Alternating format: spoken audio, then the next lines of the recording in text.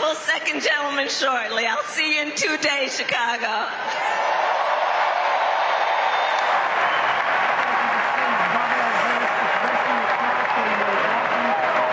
All right. All right, there we saw Kamala Harris beaming in from Milwaukee. Rodney, she's in Milwaukee holding a rally at the Fiserv Center, which was exactly where we were for the Republican National Convention. What do you think of that move, holding a rally in that same space? It's a great move. And frankly, if she could at least fill it enough to where it looks like just as much of a crowd as a Republican convention, it's a great contrast to have.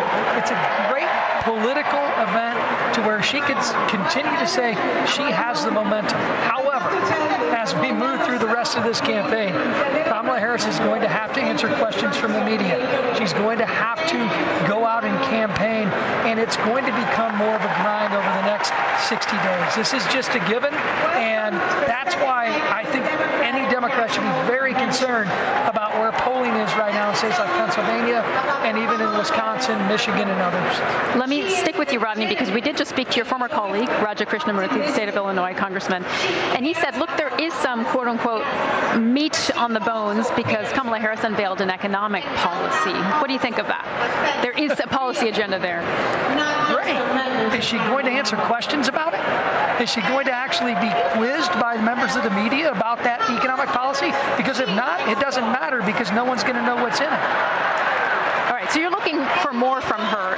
What do you think of that, Stephanie? I think that the Harris-Walz campaign is running a very disciplined campaign, and I wouldn't let Republicans who aren't going to vote for her anyways, or the media who is looking for the next headline, goad her into doing something that doesn't make sense for the campaign. She's running a disciplined campaign, and she needs to keep doing it. Well, certainly she's being asked a lot of questions, though, about doing a media appearance. Do you think we need to see an interview from her soon? I'm sure you will see one in good time. You're also going to see a debate, and all of that will happen before people have to go to the polls and make a decision. So all in good time. All right, let's tune in a little bit to the convention now and see what's taking place. We're screaming over it, of course, because it's pretty loud in here. You can probably sense that. But just after the roll call vote, we're going to see some of the speakers, of course, as well. And some of the speakers we're going to see, this is Ana Navarro on the stage at the moment. Some of the speakers we're going to see tonight are including some who we've already seen, so former Republicans, those who have formerly identified as Republicans, and now she does. No, I'm saying previously we saw some former Republicans, and later on we're going to see the former President Barack Obama, and we're also going to see. Let's listen in. Do any of those things sound familiar? Is there anybody running for president who reminds you of that? And I know one thing, it's not Kamala Harris. That is not the America we love. It's not the land of freedom we treasure. Last night, we heard President Biden say that he loves his job, but he loves his country more. Every American needs to love our country more. Every American has the duty to put our country first. Country first before party. Country first before political ambition. Country first before habit. And in this election, putting country first means one thing and one thing only: voting for Kamala Harris. And that is what this night is about. That is what we're going to talk about tonight. So you know what? Let's get it started. Let's get this fiesta going.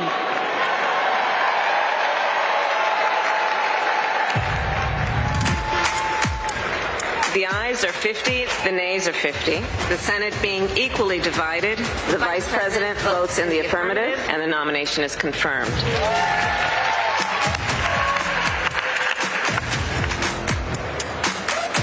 And the concurrent resolution as amended is adopted.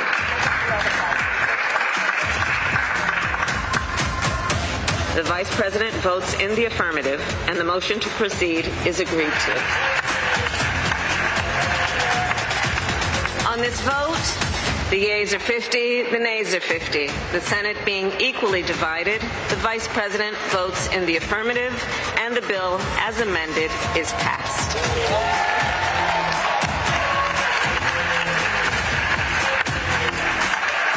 It is my honor to present the Golden Gavel to Vice President Harris, 32 tie-breaking votes. Please welcome Senate Majority Leader and New York Senator Chuck Schumer.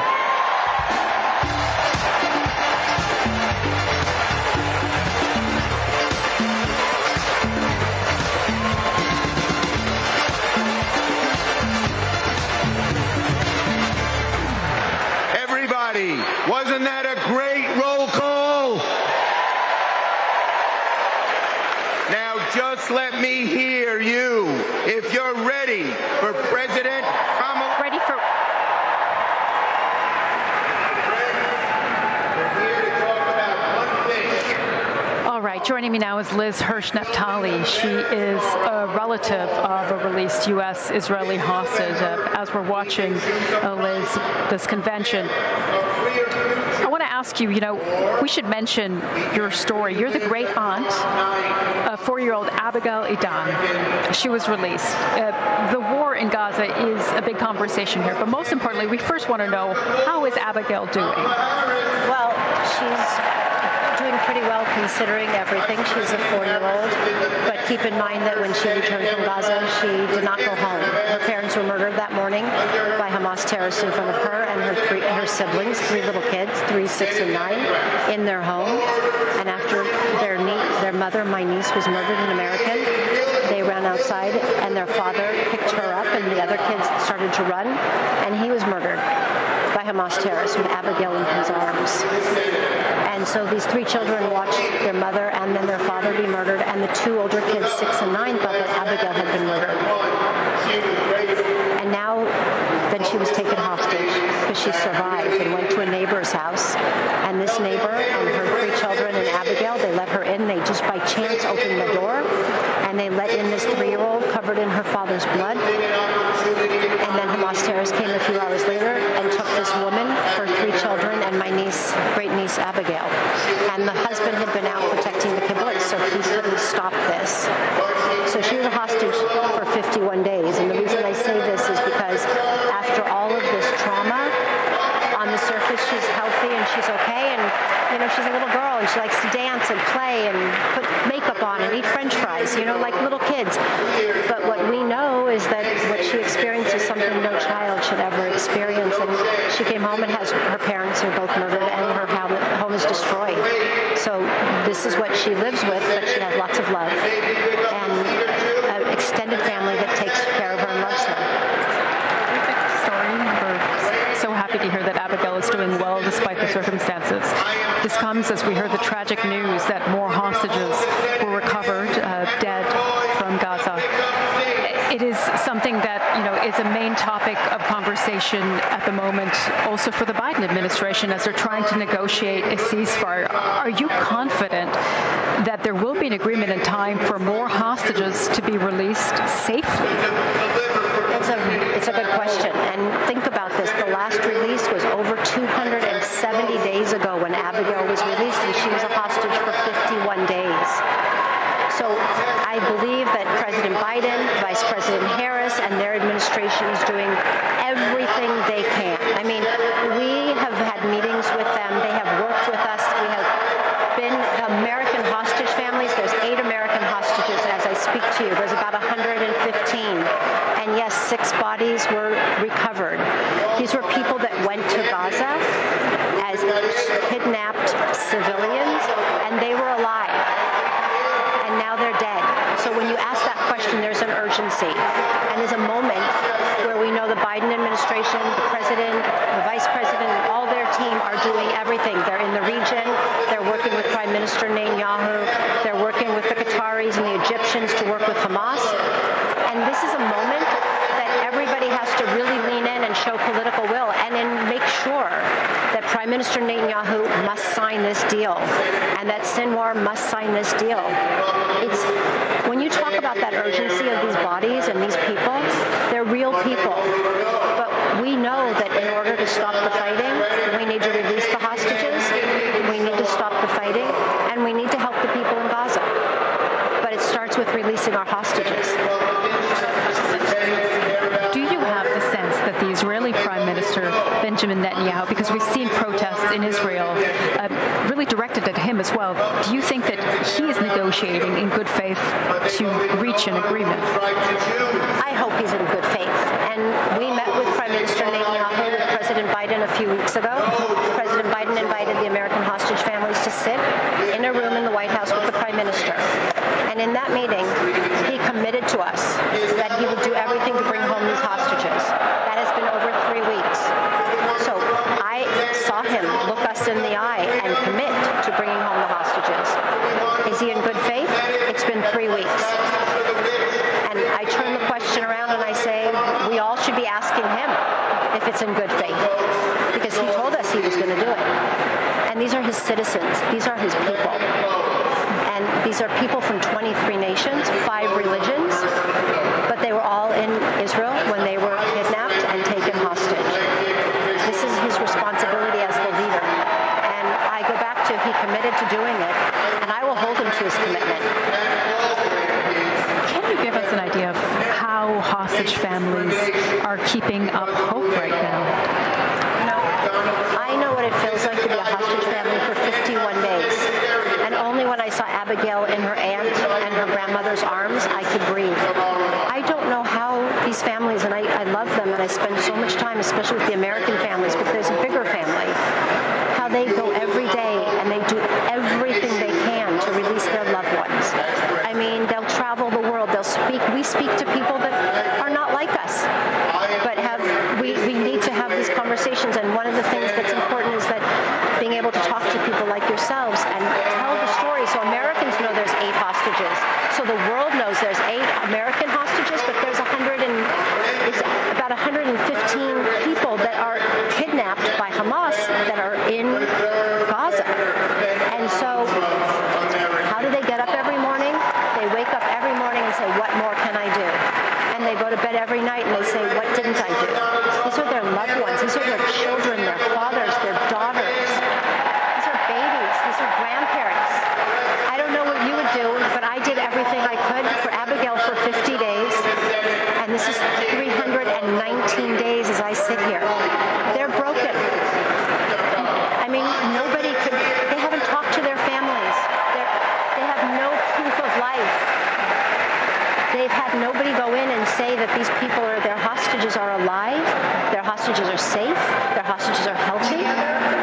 It's an untenable situation. So I think that what I can tell you is we all have to do everything we can to get these hostages home, because this isn't something that is anything that any human should be put through. And then you think about the hostages, the conditions they're in, young women who we know have been raped and abused.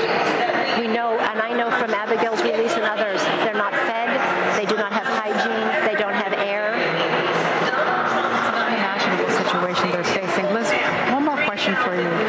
You were here at the convention looking to Kamala Harris and Tim Walz. Have you met with Kamala Harris? Do you get a sense of what she would do if she's in office in November? Well, I can say that since October 7th, we have met with the president a few times, with the Vice President Harris a few times, and with the administration. And they have worked hand in hand. We see President Biden has taken the lead, but the Vice President has been there every step of the way in the background, but has met with us, has met with hostage families, and is completely part of the work that the President's doing, and with people like Jake Sullivan, and with Secretary of State Blinken, and CIA Director Burns. So she's part of it. And the thing that I know about the Vice President from when we met with her last is that she really cares. She knows the stories of the hostages. She understands the people, what we're going through, and what these families are going through. And what I understand is that she and the President are doing this together. But what I will say is that we need the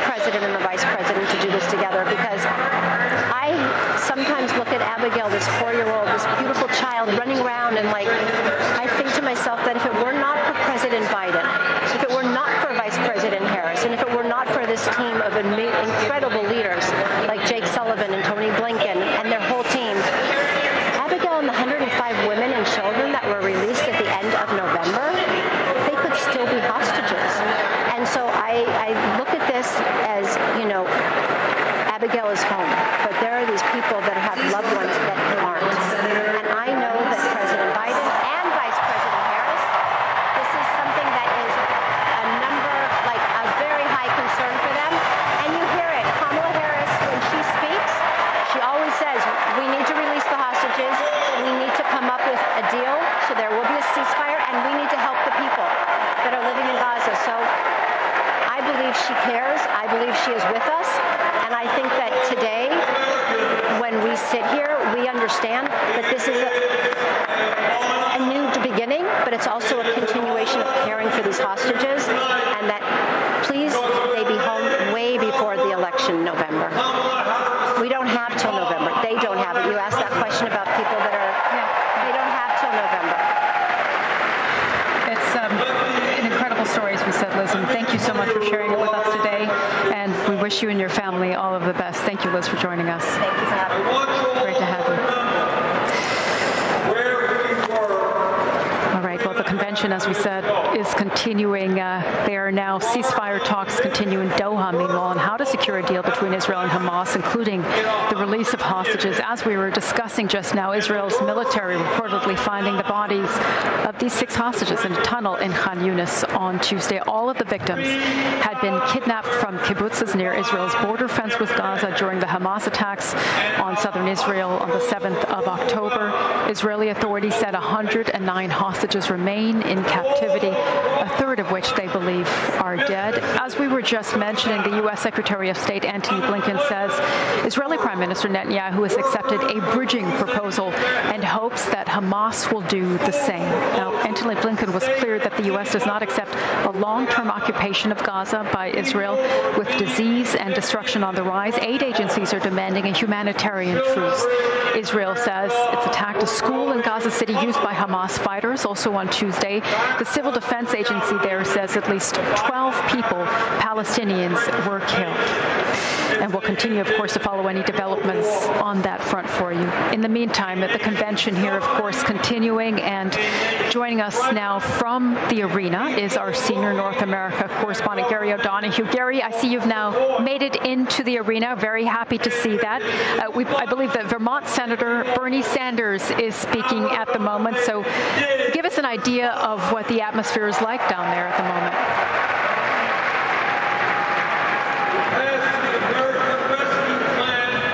Sumi, I don't know if you can hear me, but I can't really hear you. But I can tell you that there's a lot of excitement on the floor here. We've just had, as you know, the roll call vote, the official moment where Kamala Harris is nominated to run for the presidency in November, along with her vice presidential pick, Tim Walz. We've now got Bernie Sanders on stage, the independent independent senator from Vermont, of course, himself no stranger to the odd presidential run, particularly back in 2016 against Hillary Clinton, of course. And in the next couple of hours, anticipation building, of course, for the main event of the evening, the appearance of Barack Obama and Michelle Obama, really as close as you get to royalty when it comes to democratic politics in this country. And I think a lot of people have a lot of expectation about that moment. You remember that sort of video phone call where Kamala Harris got endorsed by the Obamas. That kind of was a little viral social moment for the campaign, and they're expecting a bit more of the kind of stardust to be sprinkled around this evening by the Obamas, and that Kamala Harris will inherit some of that glamour and some of that glitz for what's going to be a very tough campaign over the next 77 days or so. So we've got some other people on the stage after Bernie Sanders, some other members of Congress, some other influencers we'll have seen this evening as well. They have a big role in this convention, don't forget. They've got prime real estate in this convention hall, around 200 of them. TikTokers and YouTubers and Instagrammers, all here to try and drive a big part of this campaign, which is going to be conducted not entirely through media like us, on television, on radio, but through social media, through those channels that reach younger voters much more effectively. thanks so much for telling us more about the program tonight. And we're going to listen in now to Vermont Senator Bernie Sanders for a little bit.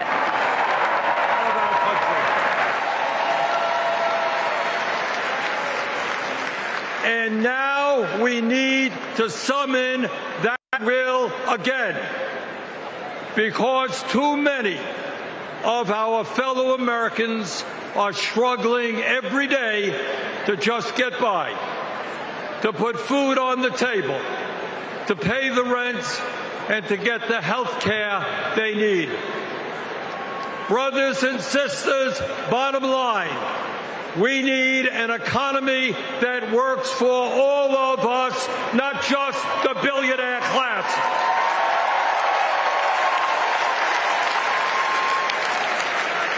My fellow Americans, when 60% of our people live paycheck to paycheck, the top 1% have never, ever had it so good.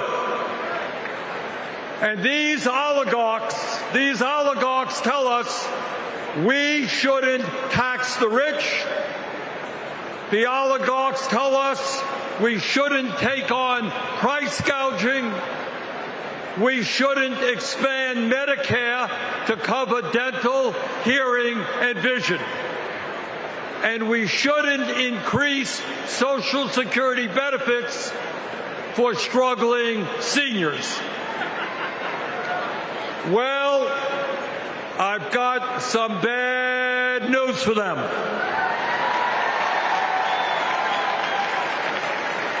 That is precisely what we are going to do.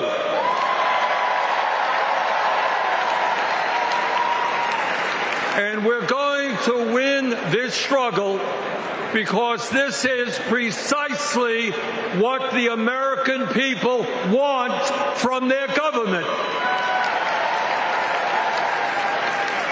And my friends, at the very top of that to-do list is the need to get big money out of our political process.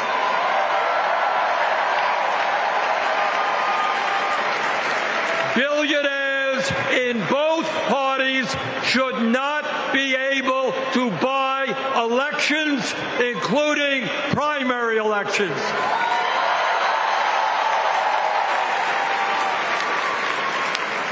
For the sake of our democracy, we must overturn the disastrous Citizens United Supreme Court decision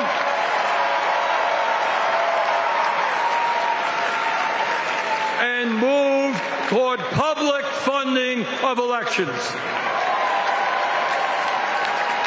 And let me tell you what else we must do. We need to join the rest of the industrialized world and guarantee health care to all people as a human right, not a privilege.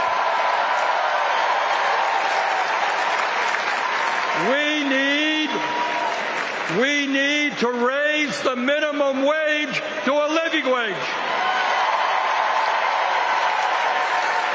We need to pass the PRO Act so that workers can organize in unions and gain the decent pay and benefits they deserve. We need to strengthen public education, raise teachers' salaries, and make sure that every American, regardless of income, receives the higher education he or she needs. We need to take on Big Pharma and cut our prescription drug costs in half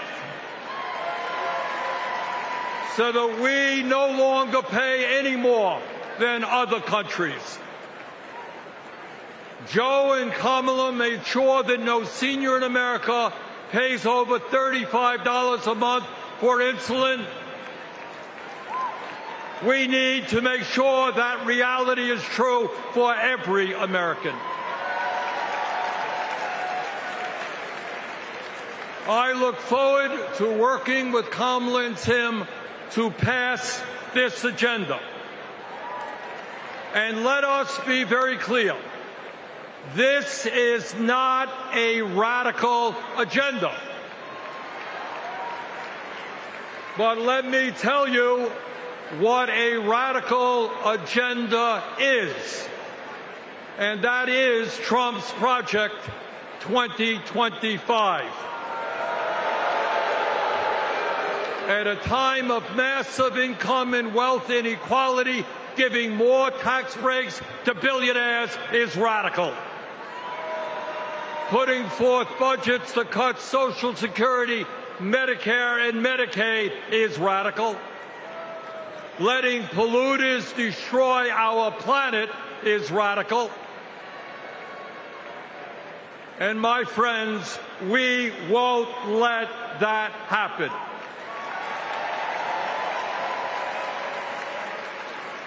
Fellow Americans, in the last 3.5 years, working together, we have accomplished more than any government since FDR. But much, much more remains to be done. We must summon the courage to stand up to wealth and power and deliver justice for people at home and abroad. Abroad, we must end this horrific war in Gaza.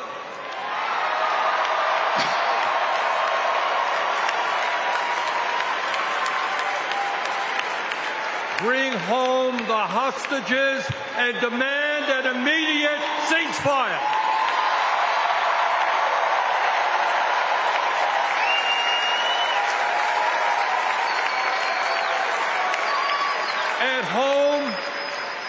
At home right here, we must take on big pharma, big oil, big ag, big tech, and all the other corporate monopolists whose greed is denying progress for working people. On November 5th, let us elect Kamala Harris as our president, and let us go forward to create the nation we know we can become. Thank you all very much.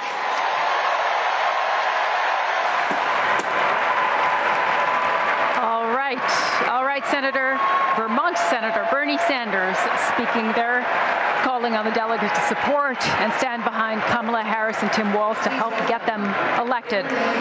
As we're watching the convention here, I'm very happy to say that we have Congresswoman Pramila Jayapal from the state of Washington with us. Congresswoman, great to have you back with us on BBC News.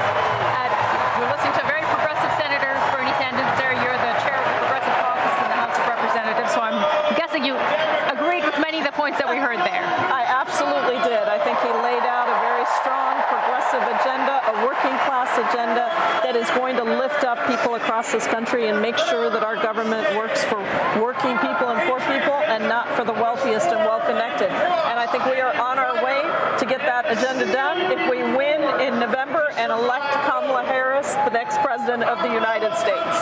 So I also want to ask you about something we heard from Bernie Sanders just now, calling for a ceasefire. This is something you have been calling for. We've had a conversation about this in the past. You wanted to see a stronger tone from the Biden administration previously on its stance on supporting Israel. Do you have a sense, there are uncommitted delegates in this convention, at this convention as well, do you have a sense that this is an issue that really is dividing the party?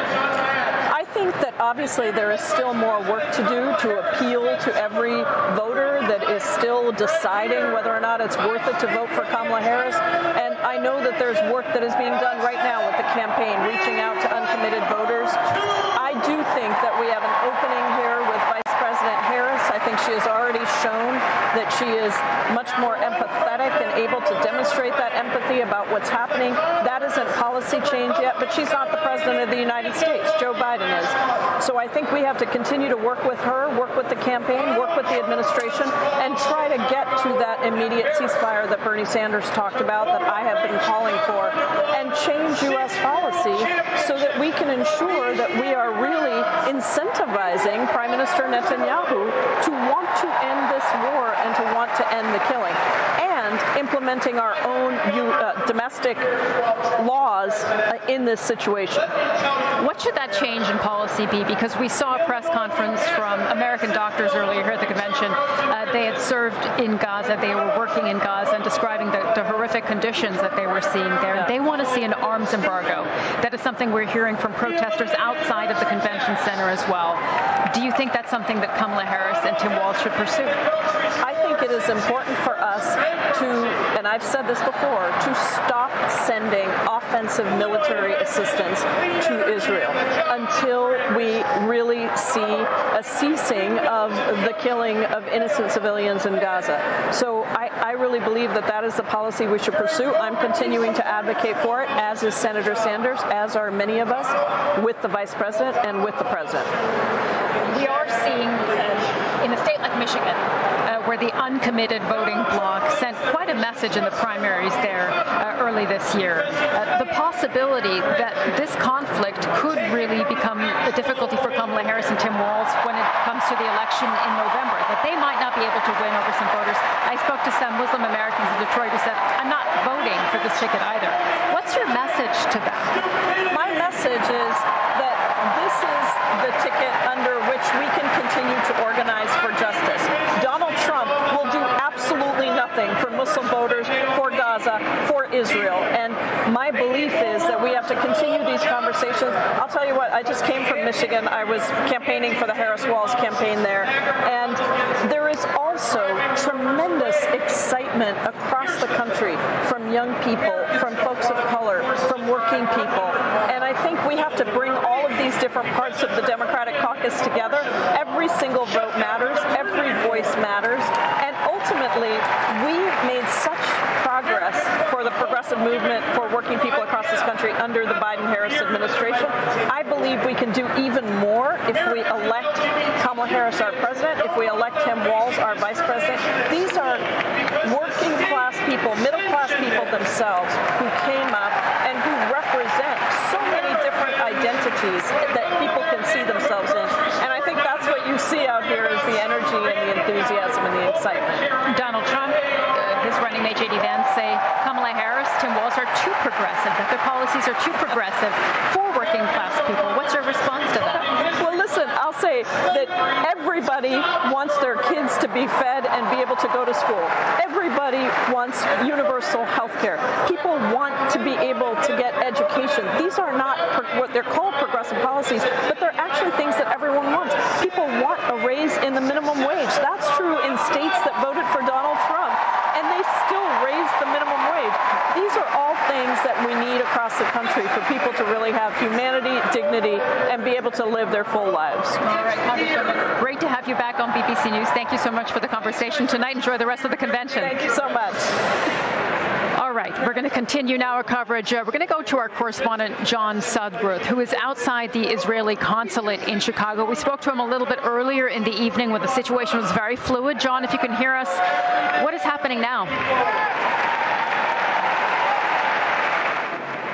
So a very fluid situation here. The protest outside the Israeli consulate, as you can see, has spilled out onto the surrounding streets. The protesters pushed their way through the police lines, and they've now been walking around this neighborhood. We're about 1.5 miles from the convention center, ignoring the warnings from the police, consistent warnings to disperse. The police, as you've seen, have been trying to contain them. You can see them lined up in front of us at the moment. They've got some protesters on the other side of the street there who they have managed to corral into this small area. Pretty chaotic scenes. Some arrests have been made. And as I say, so far, the protesters, at least the remnants of them that we can see out here now, have shown no intention of obeying the police warnings to leave. John, can you give us a sense of what the protesters are looking to do next? They have very much been wanting to get the attention of the delegates, of the lawmakers, of people here at the convention.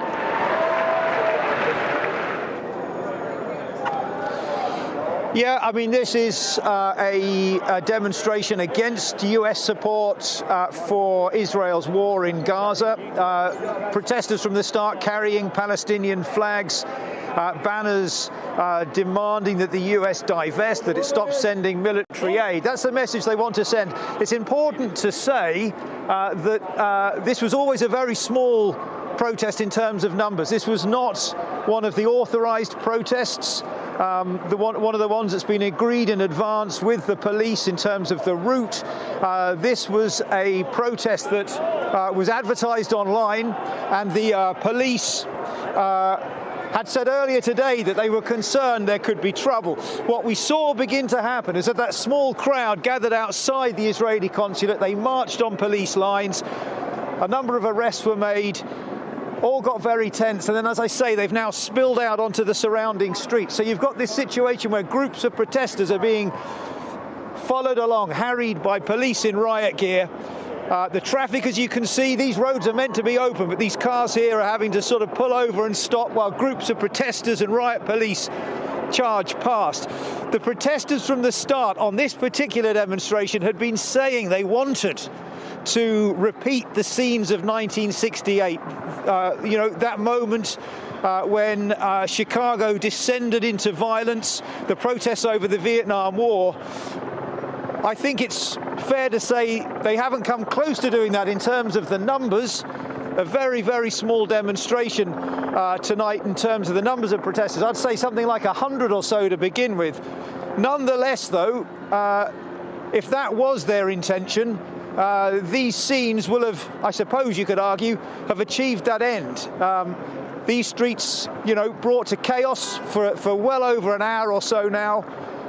A number of arrests having been made, and I think we are in the final moments. The protesters well outnumbered, but as I say, it's still very fluid, a group still further on down there, still moving on ahead of the police. Their intention, of course, is to try and bring this to a halt as quickly as possible. Okay, John, thank you so much for that reporting. As you said, a fluid situation. We'll continue to check in with you through the course of the evening. John Sudworth reporting there outside the Israeli consulate in Chicago, where there's protesters have been taking place. We're going to come back to the convention here in the United Center as we're watching speeches continue. As we know, some big names will be coming up. We'll be listening into some of those. For now, though, I'm joined by Democrat Tech us. Congressman, great to have you with us here on BBC News. Thanks for joining us. I first just want to get your take on what you've witnessed and experienced at this convention so far. How much excitement, energy do you sense for the Harris-Walz ticket? Oh, I mean, you can feel the energy, the passion, the momentum, and the joy here.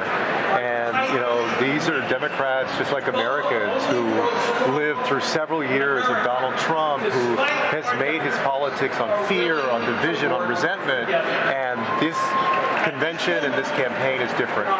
It's about bringing people together. It's about leaving that division in the past and turning the page. What about your constituents in Texas, a border state where immigration has been one of the biggest, if not the biggest, issues on many people's minds? Do they have confidence in Kamala Harris and Tim Walz to be able to address the issues with immigration at the moment? Yeah, absolutely. In fact, as you know, President Biden and Vice President Harris led an effort to actually do more border security and immigration policy, and Donald Trump spiked that. He's a big part of the reason that none of that happened. And so he uses it as a fear-mongering issue. It's the biggest issue that they use for fear-mongering. The Republicans use it to fear-monger, but they don't really want to solve the problems or the challenges. And then what they do is they try to convince Americans in the world world that every single one of those desperate, oppressed people who are fleeing their homelands are potential serial killers that are coming to hurt Americans, and that's just not the case. And so I think most Americans, I think, want to be done with that kind of divisive politics. At the same time, if you look at polls, most Americans do see immigration as a chief concern. And if you look at the 3.5 years of the Biden-Harris administration up until its executive order clamping down on immigration, there were record numbers of crossings at the southern border. So are you concerned that voters are going to look at that and say Kamala Harris was given the task of reducing immigration from Central American countries and could not live up to that task? No, I think they're going to look at it and say this is the person who has a plan, and Donald Trump is all talk, all fear-mongering, using these immigrants to scapegoat and to create fear among Americans. And, and I think the facts bear out that when Donald Trump had a chance to be part of actually solving the problem, he spiked it. He did. I just want to push back on this point just quickly, because if you look at polls, voters who are asked trust Donald Trump on immigration far more than they do Kamala Harris, at least in the polling that we have so far. What do you think of that? Well, I mean, I think you have a news station that's down the road here that spends every single night, and you have a political party that spends every single night in this country demonizing immigrants. So it's going to show up in the polls. But that also doesn't make everything they say true. And I think most Americans will, in the end, see through that. We know the other central issue for many voters is economic issues. The fact that inflation is still too high for many families is certainly the case in Texas as well. People talking about gas prices, food prices. Do you think the economic message that Kamala Harris and Tim Walz have unveiled, some of the policies they have unveiled, will resonate with voters in your district, for example? I think I'm seeing that already in Texas, among people on the left and the right. Again, when people are facing higher grocery prices, when they're facing higher gas prices, they want a leader and a president who actually has a plan to solve those things.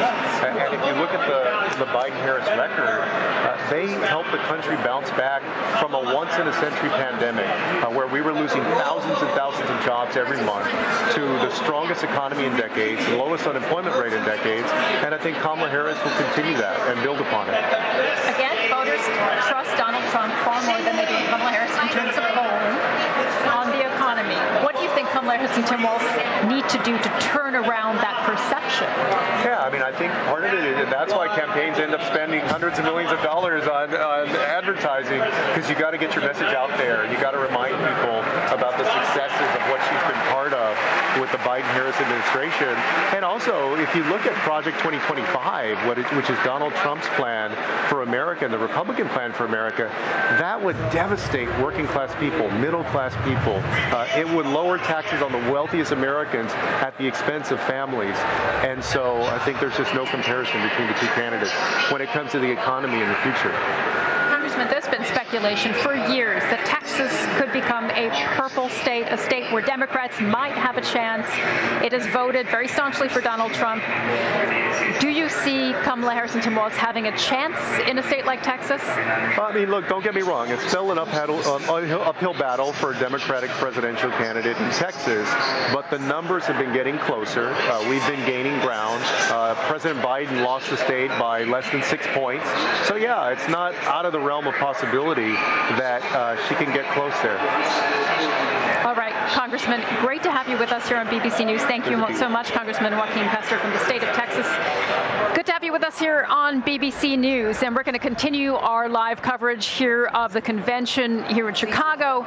We're going to watch some of the big speeches that are billed to take place. We're going to hear from the second gentleman, Doug Emhoff, who is billed to speak shortly. We're also going to hear from former President Barack Obama and former First Lady Michelle Obama. Those are the headline speeches we're expecting to see tonight, both of them strongly endorsing Kamala Harris, of course, and they have said that they want to do what they can to help Kamala Harris and Tim Walz get elected in November. So we're going to continue to follow these speeches and bring you the very latest from the convention floor here in Chicago. Stay with us here on BBC News. We like things spicy, a little chili on everything, a little kick in our campaigns. And let me tell you, we are feeling en fuego right now. we are fired up to elect Kamala Harris President of the United States. This election is about protecting our democracy and securing our freedoms, including the right to affordable, quality health care. Now, this issue is personal to Vice President Harris, whose mom passed away after a battle with colon cancer, and it's personal to me. At 2 years old, my sister was diagnosed with a tumor that was incurable and made her uninsurable by the time she was 3. And it's personal to Americans across the country who know what it's like when someone they love gets sick. Donald Trump and J.D. Vance want to dismantle our healthcare system, repeal the Affordable Care Act, and eliminate protections for pre-existing conditions. Either these guys don't get it, or they just don't care. You know who gets it? Kamala Harris gets it, and she cares.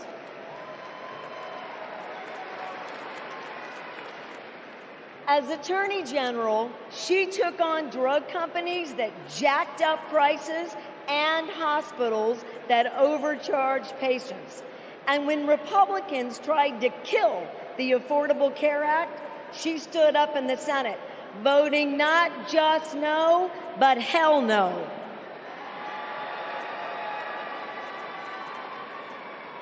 And Kamala Harris hasn't just stopped Republicans from making our healthcare system worse. She fights every day to make it better. And I know, I spent 20 years working to get Medicare the ability to negotiate lower drug prices. As Vice President, Kamala Harris delivered it. You know what Donald Trump delivered? Junk plans, higher premiums, and abortion bans. And if you don't think a second term would be worse, then I've got a box of Trump steaks to sell you. We have not just a better choice. America, we have the best choice. Yes, we do. Kamala Harris will protect your right to care. She'll cap drug costs, she'll go after corporate price gougers, and ensure every woman who needs it can access reproductive health care.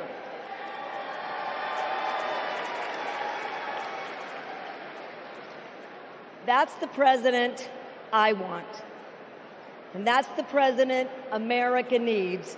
And with your help, that's the next president of the United States. President Kamala Harris.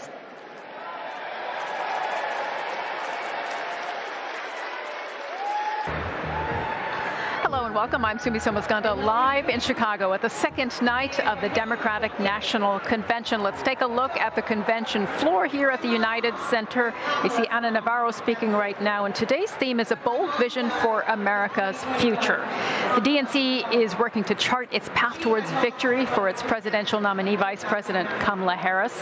Over the last hour, we have watched a ceremonial roll call of delegates, and Democrats already did vote to nominate Ms. Harris and her running mate, Minnesota Governor Tim Walz, earlier this month.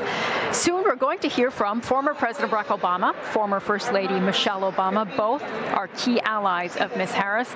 We will also hear from the Vice President's husband, second gentleman Doug Emhoff, who will call the Vice President a, quote, joyful warrior who is, quote, doing for her country what she has always done for the people she loves. And as a reminder, yesterday, President Joe Biden was celebrated here. He delivered an emotional speech defending his administration, saying saying, quote, America, I gave my best to you. Let's go right to the floor of the arena. Our senior North American correspondent, Gary O'Donoghue, is there for us. Gary, I know it just keeps getting louder and louder. I hope you can hear me. I hope I'm not yelling in your ear, but give us an update on how things have been down there on the floor. Well, I think after the roll call, everyone's sort of drawing breath and, as you say, waiting for the main event of the evening. And really, that kind of stardust that the Obamas can bring to an event like this, with a lot of anticipation about them coming. I was just speaking to a congressman from New York, Jerry Nadler, very kind of key person in that delegation, really looking forward to President Obama's speech and the kind of lift that could give the whole campaign. And, of course, that's what the convention's all about. It's about maintaining, creating, perpetuating the momentum that Kamala Harris has had over the last few weeks since she took over from Joe Biden as the nominee. And they're hoping, of course, that the Obamas, in particular Barack Obama, will play a role in the campaign right up to polling day. He did that for Hillary Clinton, and I'm sure they'll be wanting him to do a bit of the same. Some of those key swing states, you think about places like North Carolina, which people are now talking about being back in play. Barack Obama won North Carolina in 2008, and they'll be hoping they can take that back again. Then it makes that whole equation around the Sunshine States, etc., the Sun Belt, a lot more easier for Democrats. So a lot of anticipation, a lot of kind of excitement about seeing Kamala Harris again on screen tonight, effectively acknowledging the nomination before her big speech on Thursday. But, the main event is yet to come, and we've got about an hour and a half to wait. Gary, you mentioned Kamala Harris actually leaned in on screen. She's holding a rally in Milwaukee. Just a little bit more about why we're seeing her there while the convention is going on here in Chicago. So, for those that don't live around here, Milwaukee is only 90 miles up the road, a couple of hours drive. More crucially, it's in the key swing state of Wisconsin, one of those Rust Belt states, along with Michigan and Pennsylvania, that used to be called the Blue Wall, and the states that Donald Trump took back in 2016, which propelled him to the White House. Now, Democrats want to retain those states, bring them back, as Joe Biden did, and they want to maintain their grip on those states because they are key electoral college votes. So she's there. Also, I think you get a bit of a whiff of the Harris strategy here, because she's not only in Milwaukee, she's in the very arena where Donald Trump was just a few weeks ago at the Republican National Convention, accepting his party's nomination, making that huge speech that he did, accepting that in primetime TV. That is a kind of needle. That is a kind of dig in the ribs for the Republican candidate. He won't like that one little bit, and they know that part of their strategy is getting underneath his skin, because you can do that with Donald Trump, and he doesn't react well, and when he reacts like that with a gut instinct, it doesn't generally go down well with the public. So I think there's some deliberation, not just in the electoral map there, but in terms of sort of the nitty-gritty of personal politics. All right, Gary, thanks so much for giving us a sense of the mood there on the floor. And Gary will be checking in with you through the course of the evening as we're awaiting those big-name speakers, as we said, the former President Barack Obama and former First Lady Michelle Obama. I want to talk to my guests now, though. With me here, to my right, is Rachel Palermo, former Deputy Communications Director and Associate Counsel to Vice President Kamala Harris. And to my left, Mo Alifi. He's Executive Director of Georgetown University's Institute of Politics and Public Service and former DNC Communications Director. Great to have you both with us. And Mo, I will start with you, former DNC Communications Director. From your perspective, is this convention going how Kamala Harris and Tim Walz would want it to go? Oh, I think it's exceeding all expectations. I mean, remember, a month ago, this was supposed to be an incredibly different convention for an entirely different candidate. And so the fact that they were able to turn this around and create an arena with this much enthusiasm, where people are unified and united, where you've got people from across the spectrum within the Democratic Party all showing a level of emotion and and excitement and energy that I have not seen at a Democratic convention since maybe Denver 2008 for Barack Obama. What do you think, Rachel? I completely agree. It feels electric. It's exciting. There's so much enthusiasm. People are thinking, how do I help? How do I make sure she gets elected in November?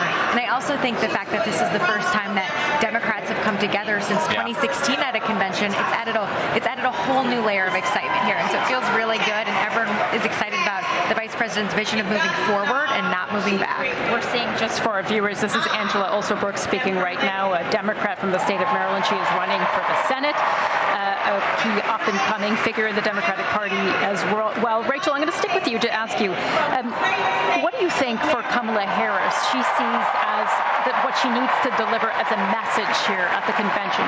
There are a lot of people have said we haven't heard enough from Kamala Harris. She's going to deliver this big speech on Thursday. We've seen her on stage Monday night, a bit for tonight, just brief messages. But what do you think she wants to achieve looking ahead to that big speech on Thursday? I think there's two things she's really going to focus on. One is opportunity, and with opportunity comes with that fight for the future, that fight of moving forward. And the second is freedom. It's the fight for fundamental freedom. She's going to talk about the fight to make decisions about your own body, the fight to be free from gun violence, all of those things that come with being an American that we hold so dear. Those are things that she's going to lay out. And I also think a theme that she's going to get across is something that President Biden laid out yesterday, and you're hearing tonight too, but democracy is on the ballot this November.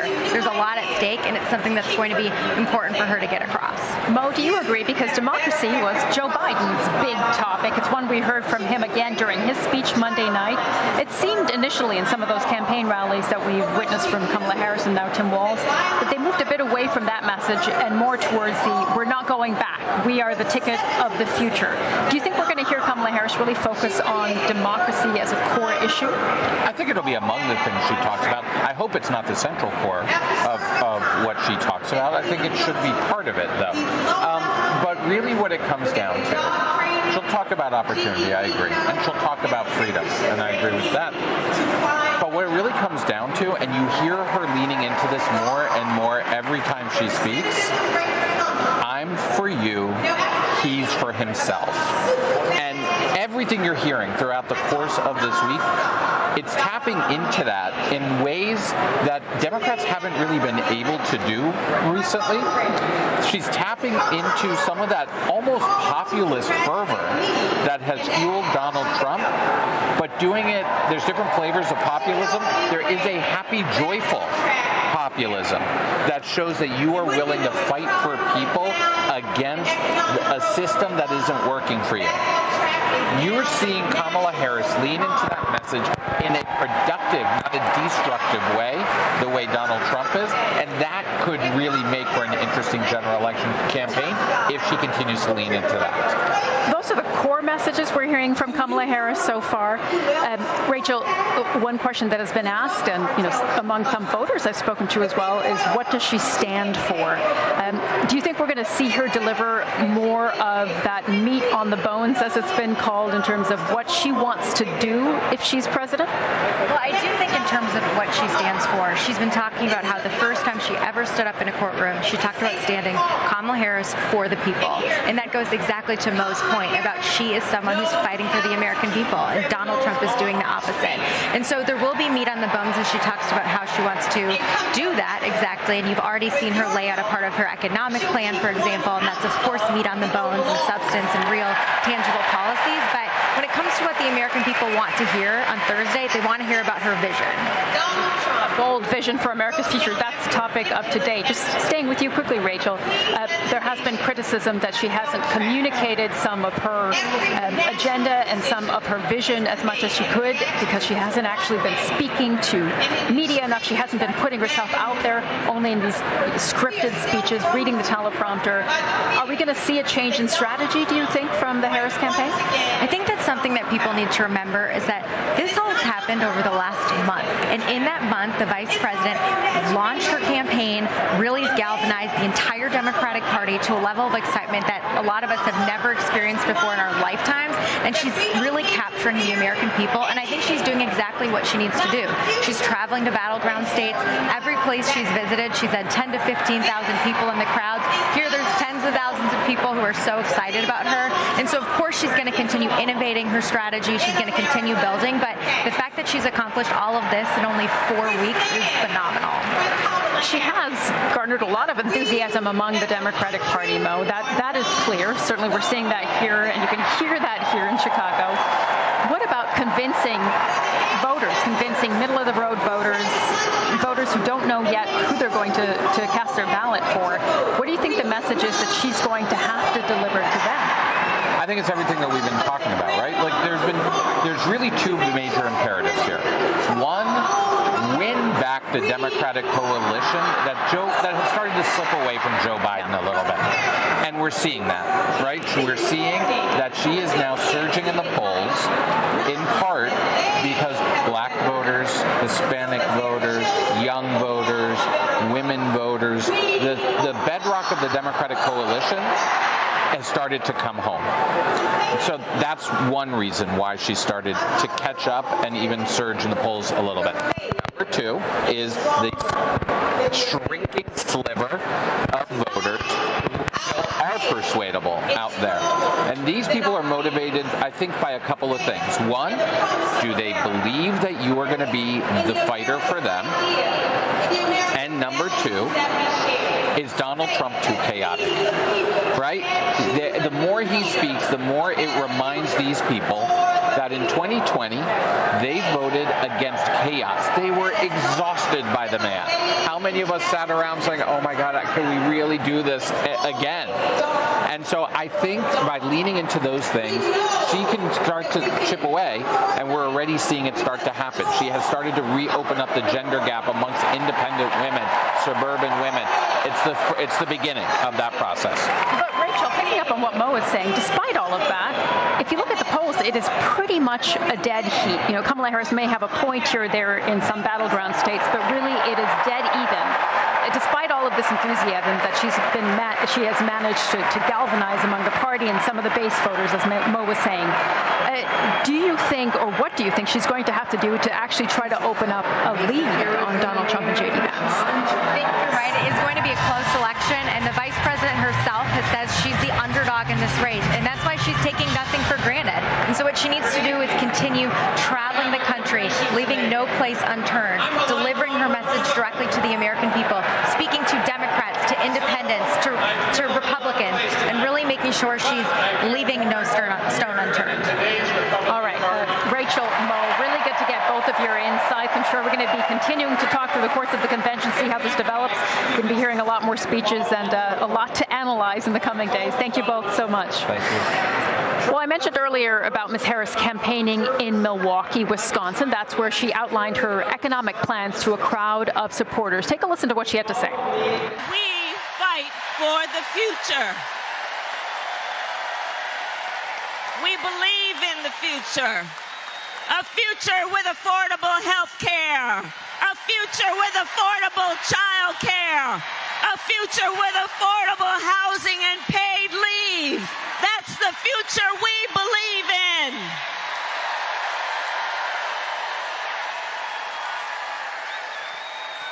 We believe in a future where we build an opportunity economy, where every American has the opportunity to own a home, start a business, and build wealth, including intergenerational wealth. That's what we believe in. We believe in the future of our country. We believe in a future where we lower the cost of living for America's families. And when I am president, I will bring down the cost of groceries by making sure markets are competitive and fair.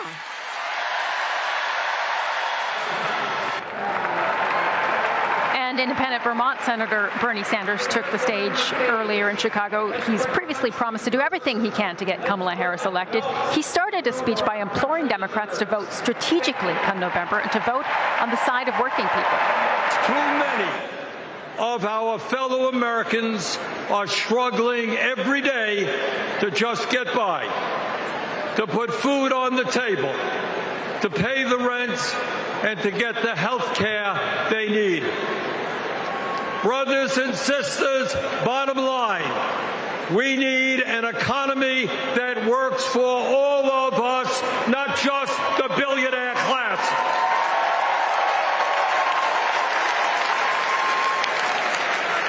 My fellow Americans, when 60% of our people live paycheck to paycheck, the top 1% have never, ever had it so good. And these oligarchs tell us we shouldn't tax the rich. The oligarchs tell us we shouldn't take on price gouging.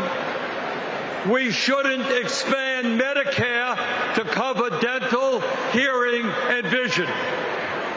And we shouldn't increase Social Security benefits for struggling seniors. Well, I've got some bad news for them.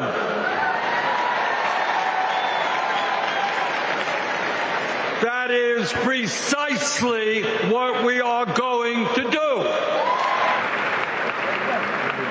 Senator Bernie Sanders speaking there a little bit earlier on the stage. We have Rodney and Stephanie back with us as we've been watching that clip, Rodney, and of course keeping an eye on what's happening on the stage behind us. So we'll be listening into some of the speeches a little bit later. But I want to talk a bit about economics and the economic agenda, because we just heard Bernie Sanders say there, look, the Republicans say that this plan that we're putting out is not going to work. Well, I have a message for you. This is exactly what people want to hear. So I'll start with you, Stephanie. There has been criticism of what we've heard from Kamala Harris and Tim Walz so far on their economic agenda. Things like a child tax credit, also cutting taxes for families who are in need. What do you think of what they've unveiled so far? Is it something that will resonate with families who are struggling economically? I think it will resonate with families, and we know that the child tax credit lifted thousands of children out of poverty when we were able to pass part of it as during the COVID packages. And so it has had a real impact. People have seen what it does when the government cares about working families. And so these policies are popular. And I think, they are also compassionate. And I think that's really important, especially at a time when people are struggling. Yeah, just for our viewers, we're seeing another Democrat star, Senator Tammy Duckworth, on the stage at the moment.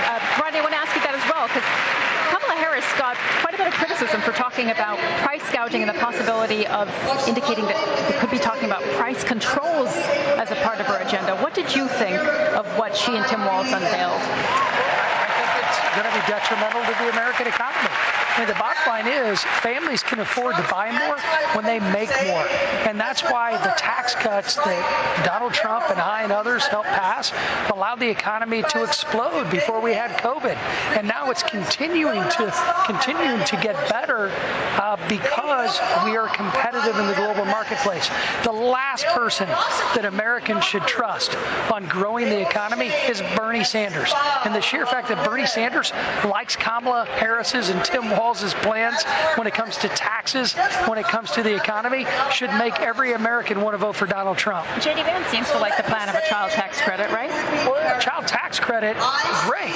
But at the same time, the Democrats are proposing an increase in the corporate tax rate. Look, you could say there's a difference between corporate taxes and individual taxes.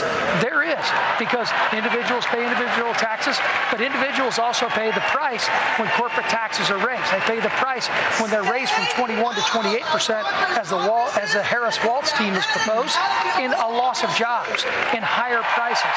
We want to actually attack the inflationary crisis in this country, not let it get worse. I guess the core of all of this, Stephanie, is the sense of fairness. People just have the sense right now that the economy isn't fair, that they don't have a fair shake, that they can't seem to buy a home, pay for groceries and gas as they used to. That is really going to be something that is an uphill battle for Kamala Harris in particular, because she is part of the Biden-Harris administration. Her campaign, though, is aligning herself with the people who are saying that they believe that as individuals and as families, they are paying their fair share, but they would like to see corporate America pay more. The polling overwhelmingly shows that her policies align with where broad majorities of American are. And I also think, we can talk about the specifics on policy, but all of that, no matter who is in the White House, is going to be negotiated with Congress, whatever the makeup of that looks like. And they will get into those details. I think what's important is to focus on the broad issues, the values issues, and their background, their life experience shapes those values. They come from the middle class. They actually know what it's like to try to make ends meet. And they live a life experience that's much more similar to the majority of Americans than some mega millionaire, or if he is a billionaire, would have had. And so I think the American people, when you can speak to them authentically about shared life experiences and what they keep saying in this campaign, which is that they're fighting for the American people. Something we're hearing from Tim Walz as well. They're hoping that his kind of middle-of-the-road, Midwestern, his persona and who he has represented as the governor will also help them message that. Is your sense that Tim Walz is someone who really can relate to middle-class families who are struggling? You said you served with him, of course, you worked with him. The Tim Walz that I served with is not the Tim Walz that's been governor of Minnesota. The Tim Walz I served with was a moderate, middle-of-the-road Democrat who voted when it came to economic policies and other policies about national security with us as Republicans. And he represented a moderate district, just like I did. But now that he's been governor in a liberal state like Minnesota, we've watched him actually watch his cities burn. We've watched him. I think it's actually a sign of a good elected official that you reflect the people who elect you there. So when he was in the House, he represented a district much like mine, where there were a lot of conservative districts. So as their representative, he reflected the things that they needed and their values. When he was governor of a liberal state with a liberal legislature and liberal constituents, he reflected the things that they needed. But he did check a lot of the more progressive inclinations of his legislature and push back on the things that he didn't think was right for the state, even if it was progressive.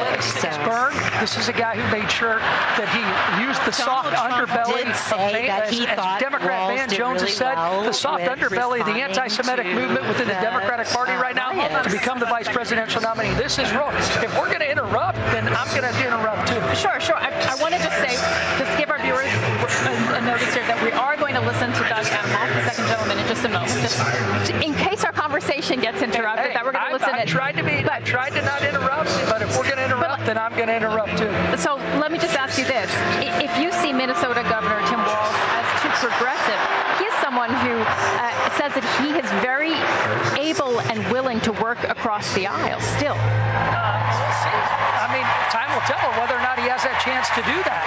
But I don't believe he's the same person who actually worked across the aisle when he served with Stephanie and me. You think he's changed to far more progressive. I will say that perhaps we might just go to the stage now, because I think we're going to see Doug Emhoff any moment. And this is a conversation we're going to have to continue, I think, more on Tim Walz's record. So let's see if we can go to the stage, listen in, and see if we're going to see Doug Emhoff, the second gentleman. Of course, he has been one of Kamala Harris's biggest supporters, and he's going to be taking the stage in just a moment. Here we go. It's Cole Emhoff, who will introduce his father, Doug Emhoff, the second gentleman. We are ready to represent all families in America.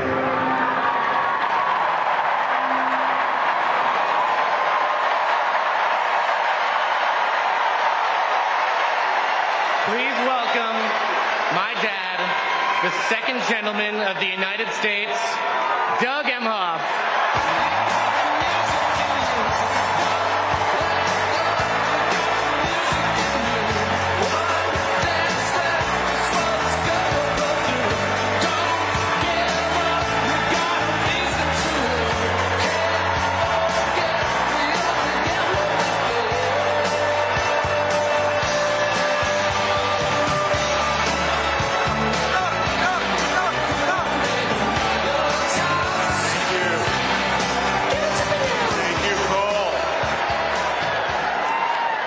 I guess he didn't want me to give this speech. He just... Thank you. Thank you so much. Hello. Thank you. Hello to my big, beautiful, blended family up there. I love you so much. Aren't you proud of Cole? Wow. And a special shout out to my mother. I see you. My mother is the only person in the whole world who thinks Kamala is the lucky one for marrying me. And to Kamala, who, well, we just saw where she is. She's out on the trail listening to and talking with voters. Honey, I can't wait for you to come back to Chicago because we're having a great time here.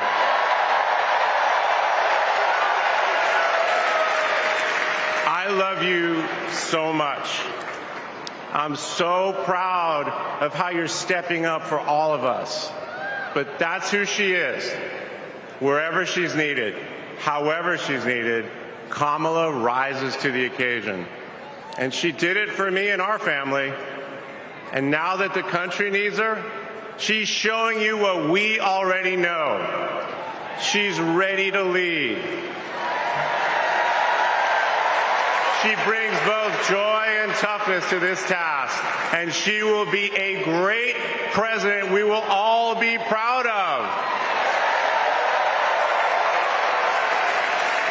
Now, I'm the son of two Brooklynites, Mike and Barb.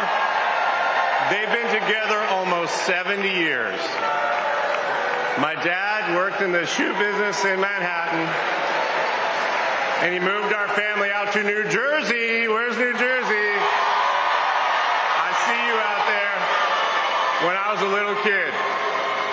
And in a lot of ways, I had a typical Jersey suburban childhood.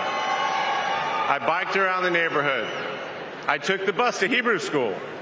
And I rode to Little League practice in the way back of my coach's wood-paneled station wagon. And if we did well, we got to have a Slurpee after. In my neighborhood, everyone left their garage door open. Wherever you ended up at dinner time, that's the family that fed you. Everyone took care of everyone else. And the guys I grew up with are still my best friends. The group chat is active every day, and it's probably blowing up right now, guys. When my dad had to get a new job, we moved across the country to LA. Money was tight. Hey, California.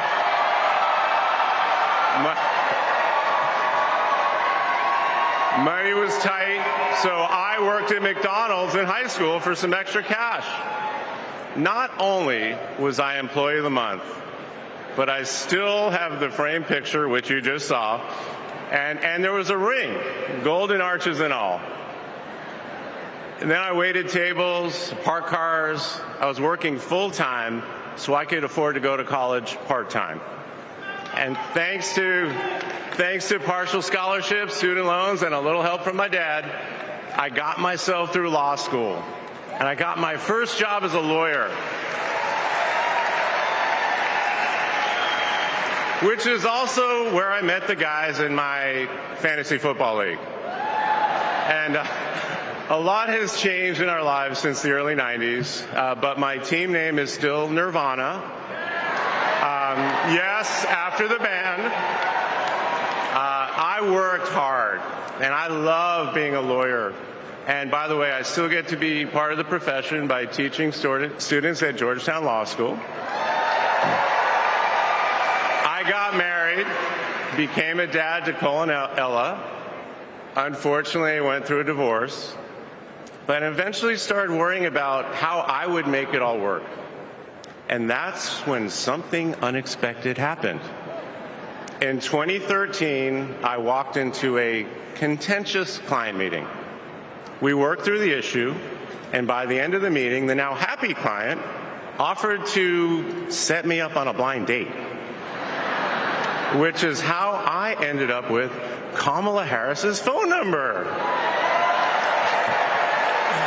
Now, for generations, people have debated when to call the person you're being set up with.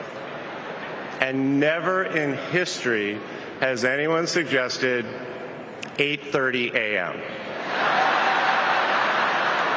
And yet, that's when I dialed.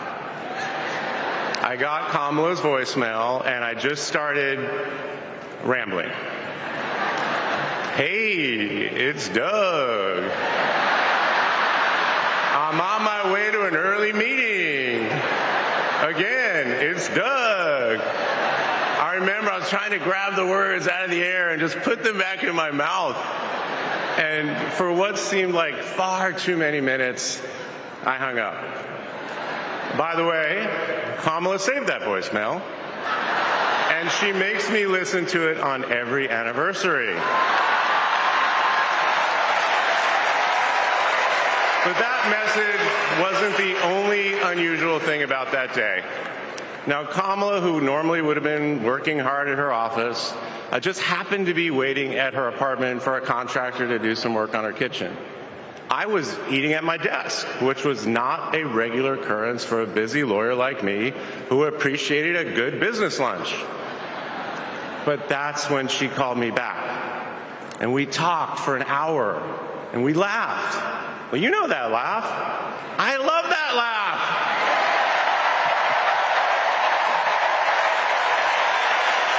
And maybe that counted as our first date. Or maybe it was that Saturday night when I picked her up and told her, buckle up, I'm a really bad driver. Because you can't hide anything from Kamala Harris, so you might as well own it. And as I got to know her better and just fell in love fast, I learned what drives Kamala. And it's what you've seen over these past 4 years, and especially these past 4 weeks. She finds joy in pursuing justice. She stands up to bullies just like my parents taught me to. And she likes to see people do well, but hates when they're treated unfairly. She believes this work requires a basic curiosity in just how people are doing. Her empathy is her strength. Over the past decade, Kamala has connected me more deeply to my faith, even though it's not the same as hers.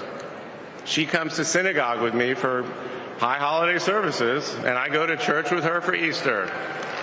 I get to enjoy her mom's chili relleno recipe every Christmas, and she makes a mean brisket for Passover.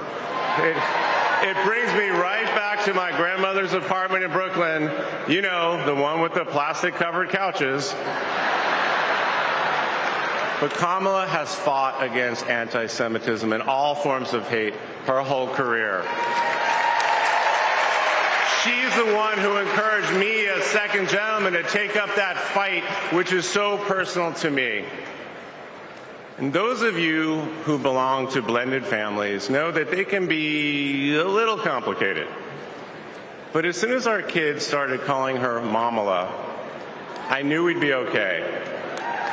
Ella calls us a three-headed parenting machine. Kamala and Kirsten, thank you both. Thank you both for always putting your family and the kids first. Now, Cole and Ella's friends knew that when they'd come over for Sunday dinner with Mamala, it was going to be real talk. In between taking cooking instructions, they'd have to answer questions about what problem they wanted to solve in the world. They learned that you've always got to be prepared because Kamala is going to prosecute the case. And in the same breath that Cole and Greenlee told us that they were engaged, they asked Kamala to officiate their wedding. And in the same way that she always steps up when it matters, Kamala put so much time into those remarks, and she bound them in a book that matched her dark red dress, and then turned that into a gift for the happy couple. A few days ago, during this incredible time we're going through, there was a brief window when Kamala was back at home. And I saw her sitting on her favorite chair, and in the middle of a wild month, I just hoped that she was having a quiet moment to herself. But then I realized she was on the phone. And of course, my mind went to all the potential crises that the vice president could be dealing with. Was it domestic? Was it foreign? Was it campaign? I could see she was focused, and all I knew was that it must be something important. And it turns out it was. Ella had called her. That's Kamala. That's Kamala. Those kids are her priorities, and that scene was a perfect map of her heart. She's always been there for our children, and I know she'll always be there for yours too. Kamala is a joyful warrior. It's doing for her country what she has always done for the people that she loves. Her passion will benefit all of us when she's our president. And here's the thing about joyful warriors. They're still warriors. And Kamala is as tough as it comes. Just ask the criminals, the global gangsters, and the witnesses before the Senate Judiciary Committee. She never runs from a fight. And she knows the best way to deal with a coward is to take him head on. Because we all know cowards are weak, and Kamala Harris can smell weakness. She doesn't tolerate any BS. You've all seen that look, and you know that look I'm talking about. That look is not just a meme. It reflects her true belief in honest and direct leadership. And it's also why she will not be distracted by nonsense. Kamala knows that in order to win, we cannot lose focus. America, in this election, you have to decide who to trust with your family's future. I trusted Kamala with our family's future. It was the best decision I ever made. This Thursday will be our 10th wedding anniversary, which I know it means I'm about to hear that embarrassing voicemail again. However, that's not all I'll be hearing. That same night, I'll be hearing my wife, Kamala Harris, accept your nomination for President of the United States.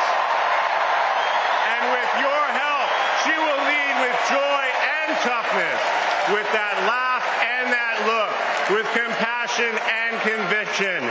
She'll lead from the belief that wherever we come from, whatever we look like, we're strongest when we fight for what we believe in, not just against what we fear.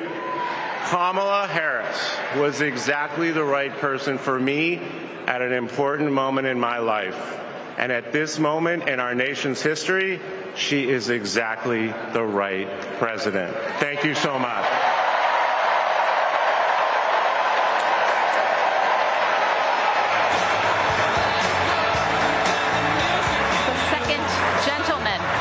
Emhoff, detailing Kamala Harris's story as a family woman, as his wife, raising his two children, as a stepmom, and talking about her record as a joyful warrior, as a prosecutor, making the case for her as the next president. Stephanie, Rodney, starting with you, Rod, what did you think of that address? Please welcome former First Lady. I really enjoyed hearing the Vice President's husband. Well, hello, Michelle Obama. You're going to get interrupted by the former First Lady, Michelle Obama. Here we go.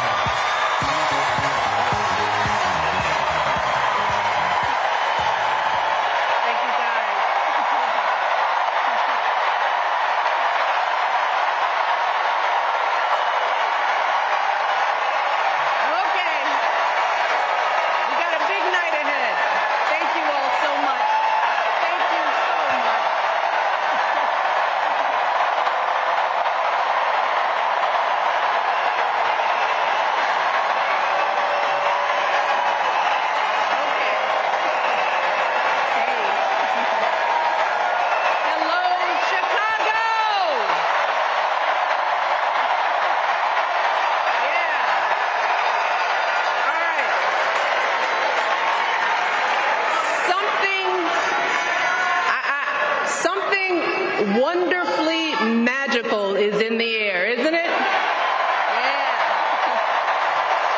You know, we're feeling it here in this arena, but it's spreading all across this country we love. A familiar feeling that's been buried too deep for far too long. You know what I'm talking about.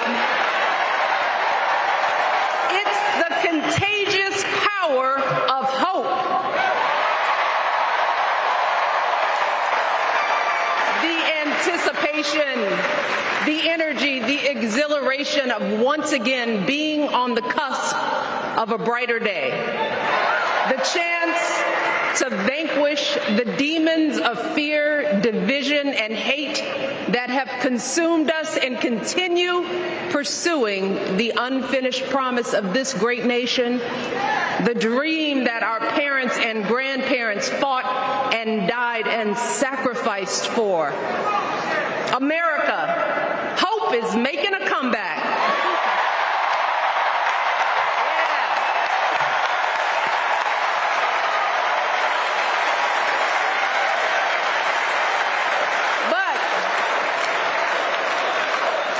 To be honest, I am realizing that until recently, I have mourned the dimming of that hope. And maybe you've experienced the same feelings, that deep pit in my stomach, a palpable sense of dread about the future. And for me, that mourning has also been mixed with my own personal grief. The last time I was here in my hometown was to memorialize my mother, the woman who showed me the meaning of hard work and humility and decency, the woman who set my moral compass high and showed me the power of my own voice. Folks,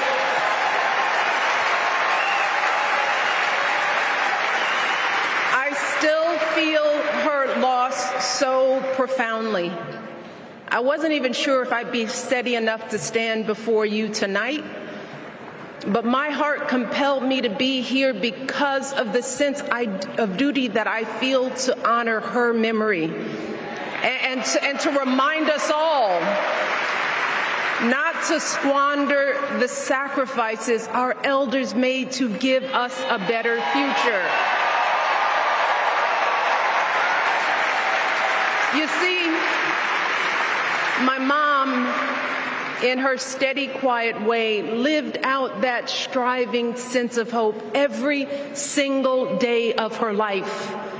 She believed that all children, all people have value, that anyone can succeed if given the opportunity. She and my father didn't aspire to be wealthy. In fact, they were suspicious of folks who took more than they needed. They understood that it wasn't enough for their kids to thrive if everyone else around us was drowning. So my mother volunteered at the local school. She always looked out for the other kids on the block. She was glad to do the thankless, unglamorous work that for generations has strengthened the fabric of this nation. The belief that if you do unto others, if you love thy neighbor, if you work and scrape and sacrifice, it will pay off. If not for you, then maybe for your children or your grandchildren.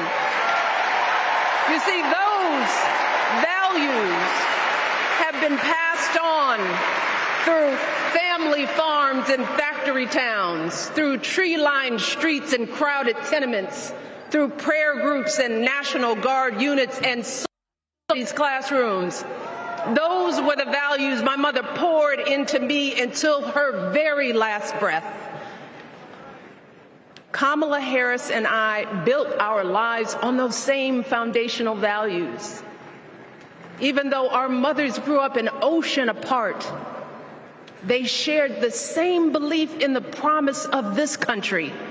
That's why her mother moved here from India at 19 It's why she taught Kamala about justice, about the obligation to lift others up, about our responsibility to give more than we take. She'd often tell her daughter, don't sit around and complain about things, do something. So, with that voice in her head, Kamala went out and she worked hard in school, graduating from an HBCU, earning her law degree at a state school.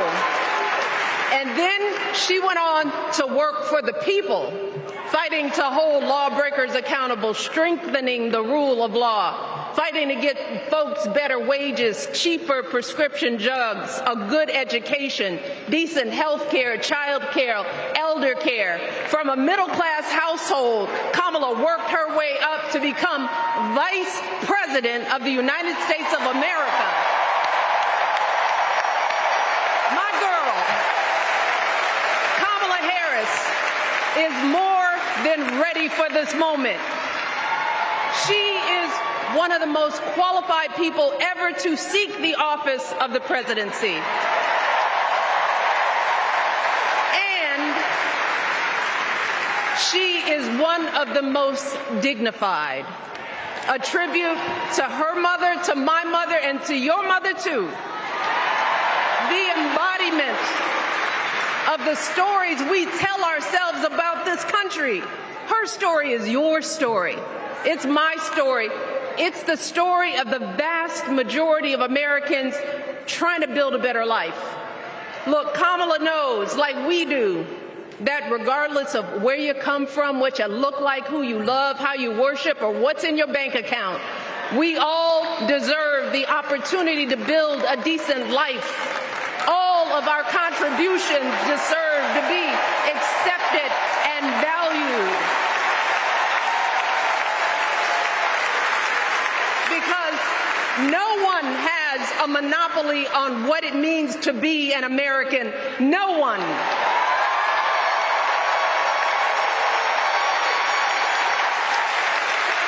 Kamala has shown her allegiance to this nation, not by spewing anger and bitterness, but by living a life of service and always pushing the doors of opportunity open to others. She understands that most of us will never be afforded the grace of failing forward. We will never benefit from the affirmative action of generational wealth.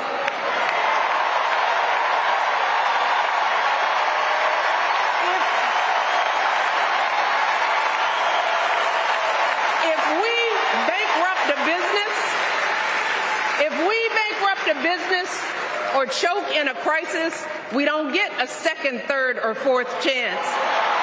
If things don't go our way, we don't have the luxury of whining or cheating others to get further ahead. No. We don't get to change the rules so we always win.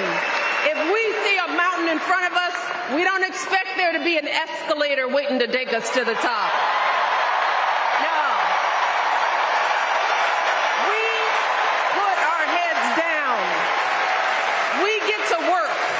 In America, we do something. And throughout her entire life, that's what we've seen from Kamala Harris. The steel of her spine, the steadiness of her upbringing, the honesty of her example, and yes, the joy of her laughter and her light. It couldn't be more obvious. Of the two major candidates in this race, only Kamala Harris truly understands the unseen labor and unwavering commitment that has always made America great.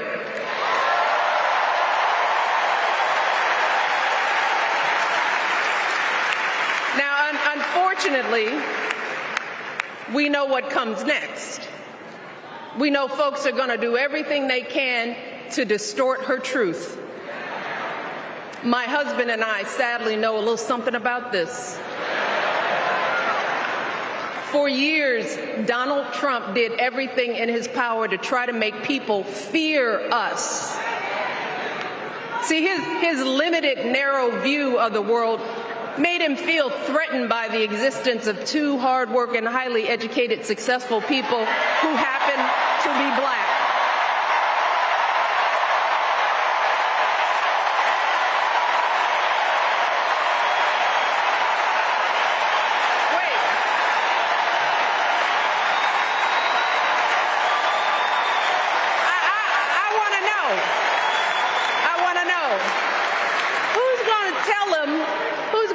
That the job he's currently seeking might just be one of those black jobs.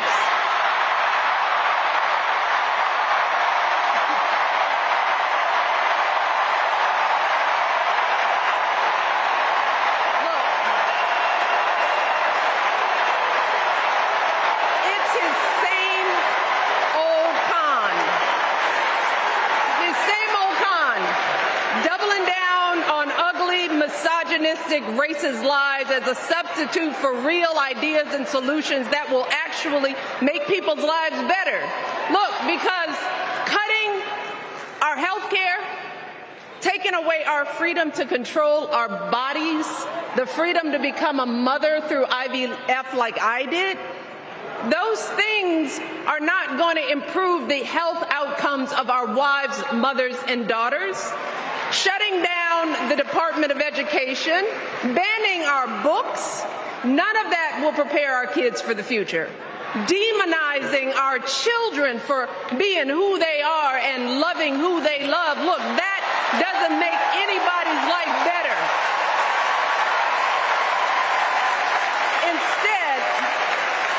Instead, it only makes us small. And let me tell you this, going small is never the answer. Going small is the opposite of what we teach our kids. Going small is petty, it's unhealthy, and quite frankly, it's unpresidential.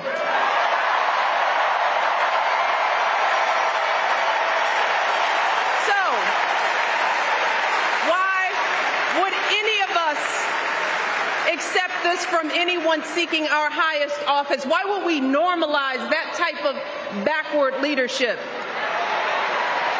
Doing so only demeans and cheapens our politics. It only serves to further discourage good, big-hearted people from wanting to get involved at all. America, our parents taught us better than that, and we deserve so much better than that. That's why we must do everything in our power to elect two of those good, big-hearted people. There is no other choice than Kamala Harris and Tim Walz. No other choice.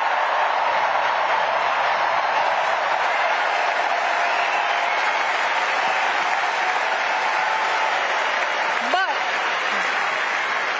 as we embrace this renewed sense of hope, let us not forget the despair we have felt. Let us not forget what we are up against. Yes, Kamala and Tim are doing great now. We're loving it. They're packing arenas across the country. Folks are energized. We are feeling good. But remember, there are still so many people who are desperate for a different outcome, who are ready to question and criticize every move Kamala makes, who are eager to spread those lies, who don't want to vote for a woman, who will continue to prioritize building their wealth over ensuring that everyone has enough. So no matter how good we feel tonight or tomorrow or the next day, this is going to be an uphill battle. So folks, we cannot be our own worst enemies. No. See, because the minute something goes wrong, the minute a lie takes hold, folks, we cannot start wringing our hands.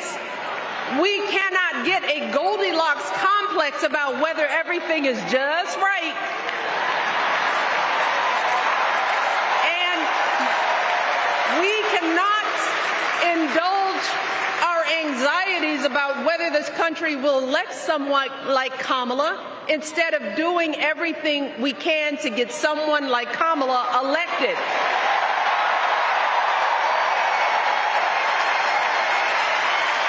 Kamala and Tim, they have lived amazing lives. And I am confident that they will lead with compassion, inclusion, and grace. But they are still only human. They are not perfect. And like all of us, they will make mistakes. But luckily, y'all, this is not just on them. This is up to us, all of us, to be the solution that we seek. It's up to all of us to be the antidote to the darkness and division. Look, I don't care how you identify politically, whether you're Democrat, Republican, Independent, or none of the above. This is our time to stand up for what we know in our hearts is right.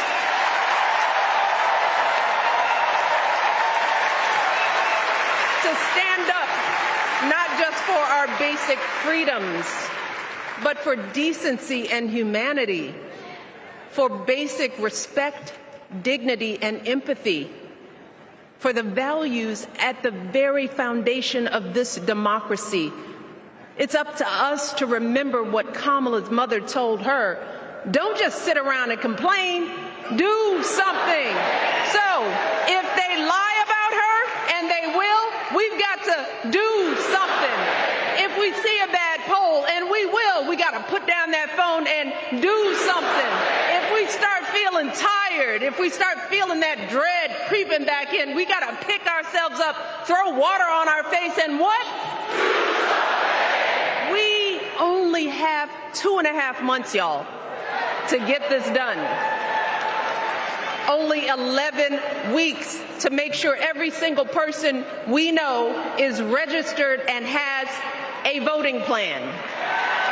So, we cannot afford for anyone America to sit on their hands and wait to be called. Don't complain if no one from the campaign has specifically reached out to you to ask you for your support. There is simply no time for that kind of foolishness. You know what you need to do. So,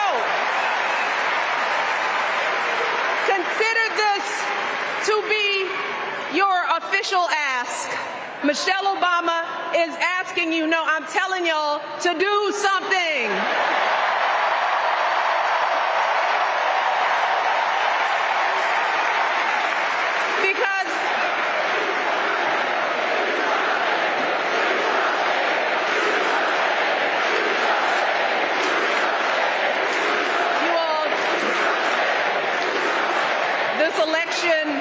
Is going to be close. In some states, just a handful, listen to me, a handful of votes in every precinct could decide the winner. So we need to vote in numbers that erase any doubt. We need to overwhelm any effort to suppress us. Our fate is in our hands. In 77 days, we have the power to turn our country away from the fear, division, and smallness of the past. We have the power to marry our hope with our action. We have the power to pay forward the love, sweat, and sacrifice of our mothers and fathers and all those who came before us. We did it before, y'all, and we sure can do it again. Let us work like our lives depend on it. And let us keep moving our country forward and go higher.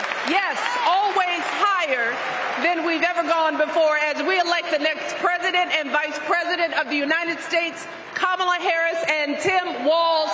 Thank you all. God bless.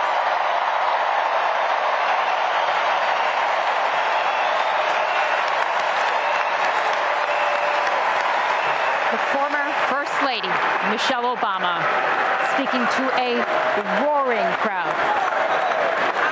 You hear the chant there, do something.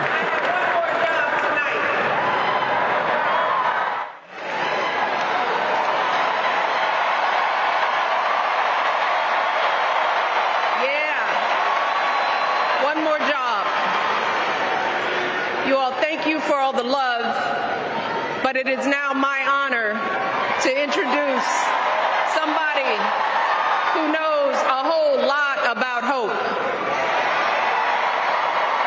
Someone who has spent his life strengthening our democracy, and let me tell you, as someone who lives with him, he wakes up every day,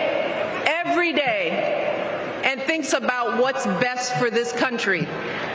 Please welcome America's 44th president and the love of my life, Barack Obama.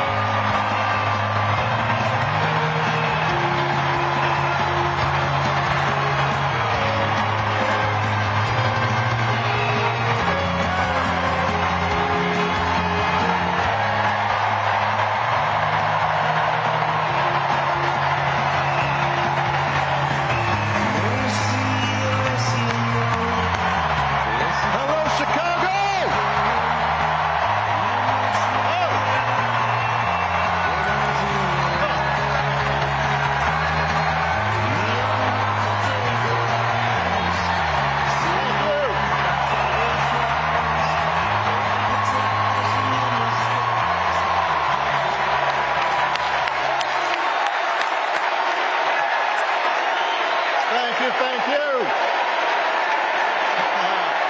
Thank you, everybody. Thank you.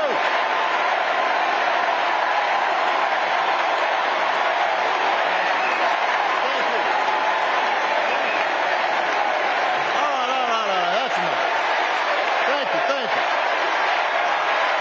Chicago, it's good to be home. It is good to be home, and I don't know about you, but I'm feeling fired up.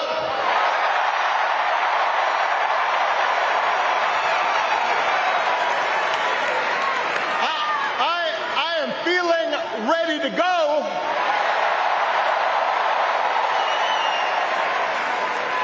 Even if I am the only person stupid enough to speak after Michelle Obama.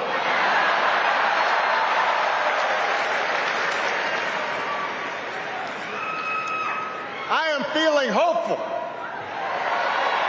because this convention has always been pretty good to kids with funny names who believe in a country where anything is possible. Because we have a chance to elect someone who has spent her entire life trying to give people the same chances America gave her. Someone who sees you and hears you and will get up every single day and fight for you. The next president of the United States of America, Kamala Harris.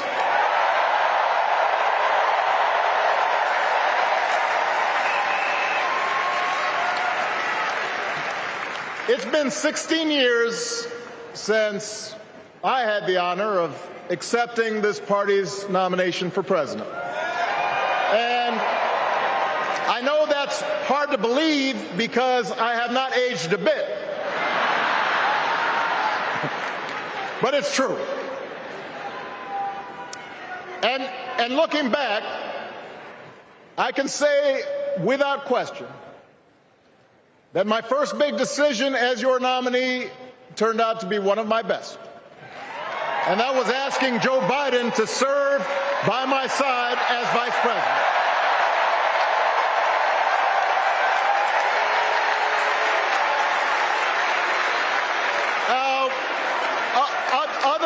Other than some common Irish blood,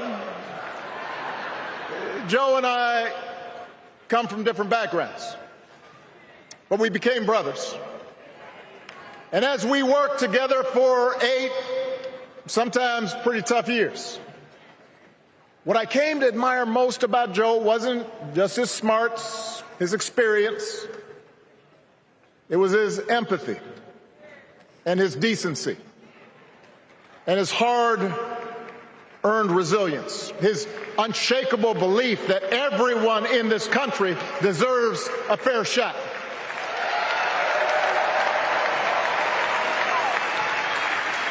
And over the last 4 years, those are the values America has needed most. At a time when millions of our fellow citizens were sick and dying, we needed a leader with the character to put politics aside and do what was right. At a time when our economy was reeling, we needed a leader with the determination to drive what would become the world's strongest recovery. 15 million jobs, higher wages, lower health care costs. At a time when the other party had turned into a cult of personality, we needed a leader who was steady and brought people together and was selfless enough to do the rarest thing there is in politics, putting his own ambition aside for the sake of the country.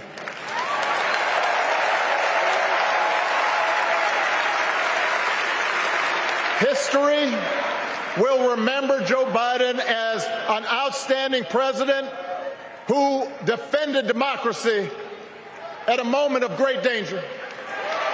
And I am proud to call him my president, but I am even prouder to call him my friend.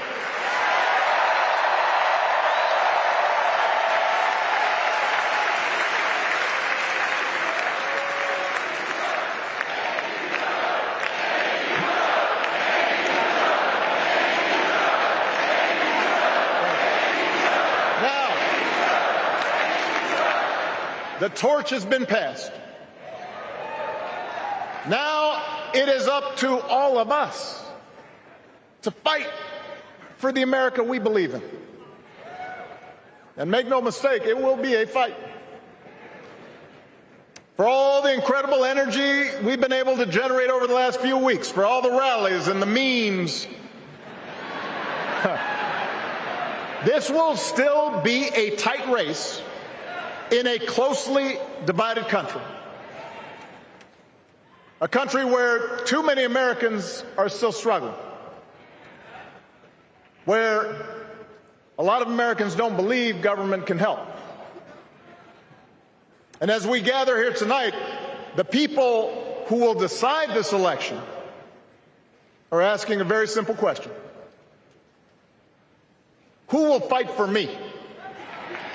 Who's thinking about my future, about my children's future, about our future together?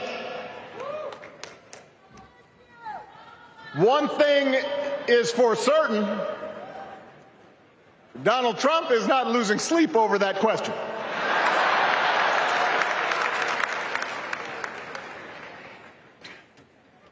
Here's a 78-year-old billionaire who has not stopped whining about his problems since he rode down his golden escalator 9 years ago. It has been a constant stream of gripes and grievances that's actually been getting worse now that he's afraid of losing to Kamala.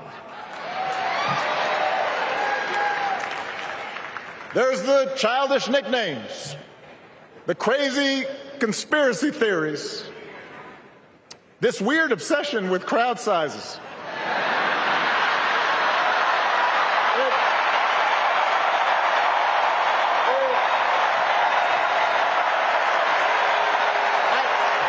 It just goes on and on and on. The other day I heard someone compare Trump to the neighbor who keeps running his leaf blower outside your window every minute of every day.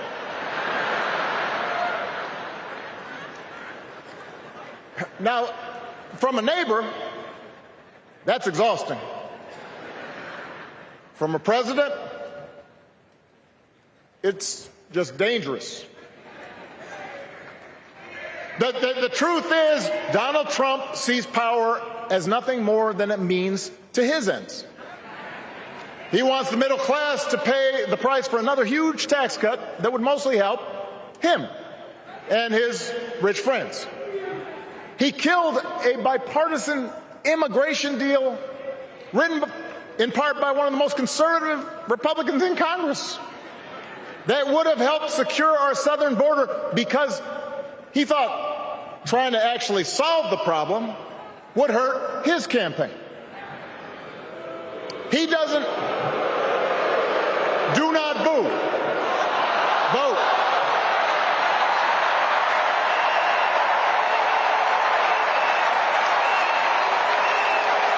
He doesn't seem to care if more women lose their reproductive freedom, since it won't affect his life. And most of all, Donald Trump wants us to think that this country is hopelessly divided between us and them, between the real Americans, who of course support him, and the outsiders who don't. And he wants you to think that you'll be richer and safer if you will just give him the power to put those other people back in their place. It is one of the oldest tricks in politics from a guy whose act has, let's face it, gotten pretty stale. We do not need 4 more years of bluster and bumbling and chaos. We have seen that movie before, and we all know that the sequel is usually worse.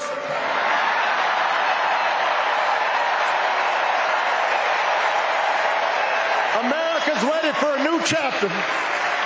America's ready for a better story. We are ready for a President Kamala Harris.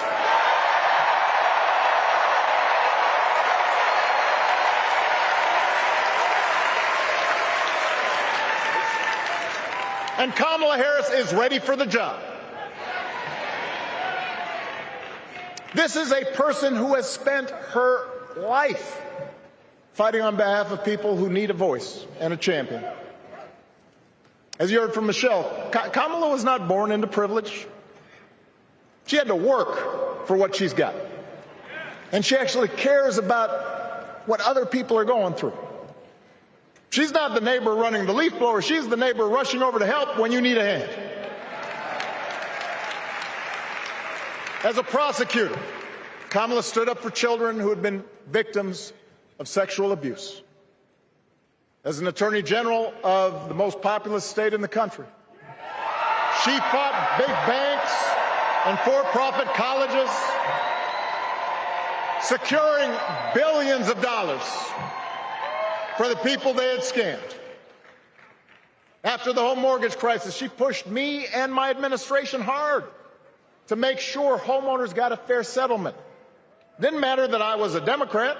Didn't matter that she had knocked on doors for my campaign in Iowa. She was going to fight to get as much relief as possible for the families who deserved it.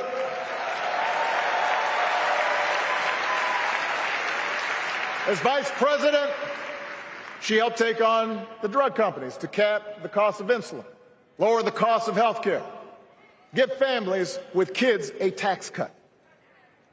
And she is running for president with real plans to lower costs even more and protect Medicare and Medicaid, and sign a law to guarantee every woman's right to make her own health care decisions.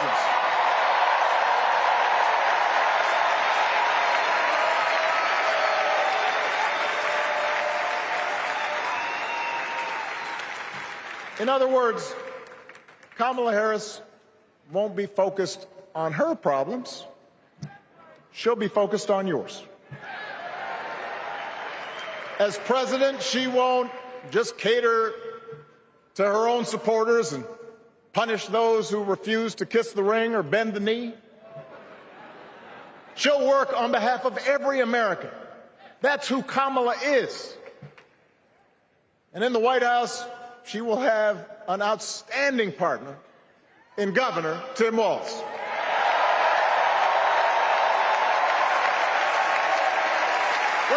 me tell you something. Let me tell you something. I love this guy.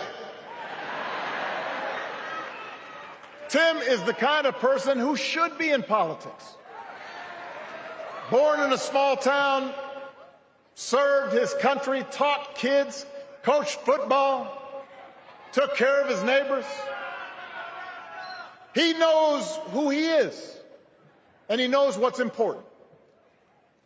You can tell those flannel shirts he wears don't come from some political consultant. They come from his closet, and they have been through some stuff.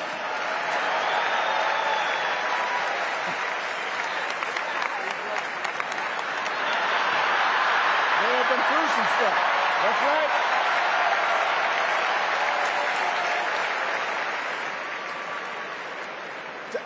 Together, Kamala and Tim have kept faith with America's central story. A story that says we are all created equal. All of us endowed with certain inalienable rights, that everyone deserves a chance, that even when we don't agree with each other, we can find a way to live with each other. That's Kamala's vision. That's Tim's vision. That's the Democratic Party's vision. And our job over the next 11 weeks is to convince as many people as possible to vote for that vision. Now, it won't be easy. The other side knows it's easier to play on people's fears and cynicism. Always has been. They will tell you that government is inherently corrupt, that sacrifice and generosity are for suckers. And since the game is rigged, it's okay to take what you want and just look after your own. That's the easy path. We have a different task. Our job is to convince people that democracy can actually deliver. And in doing that, we can't just point to what we've already accomplished. We can't just rely on the ideas of the past. We need to chart a new way forward to meet the challenges of today. And Kamala understands this.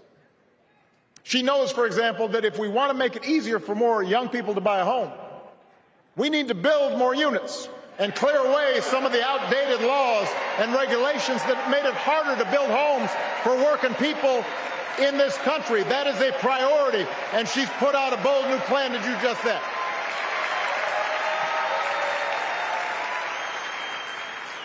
On health care, we should all be proud of the enormous progress that we've made through the Affordable Care Act, providing millions of people access to affordable coverage, protecting millions more from unscrupulous insurance practices. I've noticed, by the way, that since it's become popular, they don't call it Obamacare no more.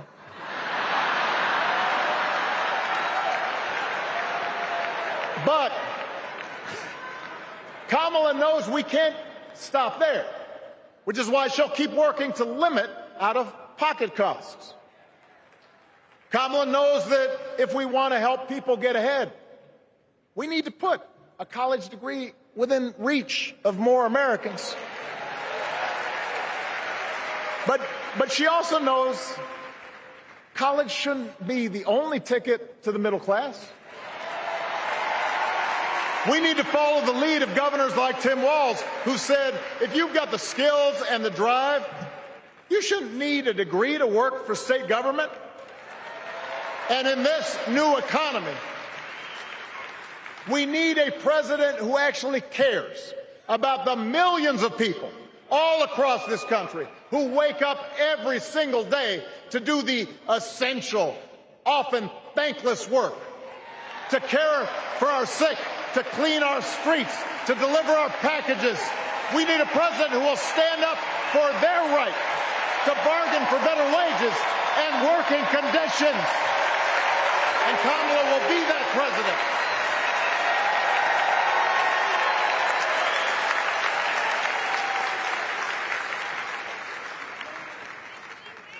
Yes, she can.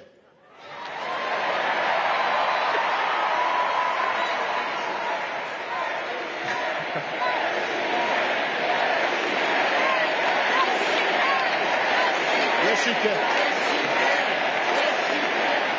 A Harris-Walz administration can help us move past some of the tired old debates that keep stifling progress, because at their core, Kamala and Tim understand that when everybody gets a fair shot, we are all better off. They understand that when every child gets a good education, the whole economy gets stronger. When women are paid the same as men for doing the same job, all families benefit.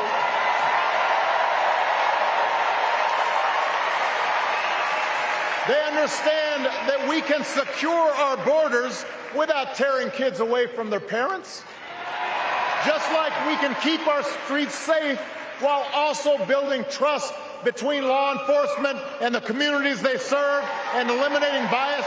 That will make it better for everybody.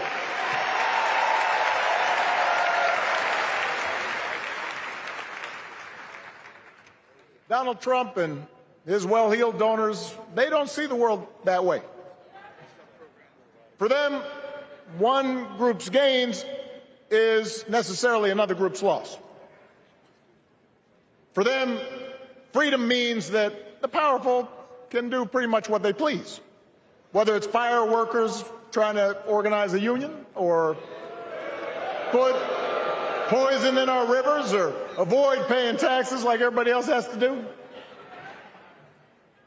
Well, we have a broader idea of freedom. We believe in the freedom to provide for your family if you're willing to work hard. The freedom to breathe clean air and drink clean water and send your kids to school without worrying if they'll come home. We believe that true freedom gives each of us the right to make decisions about our own life, how we worship, what our family looks like, how many kids we have, who we marry.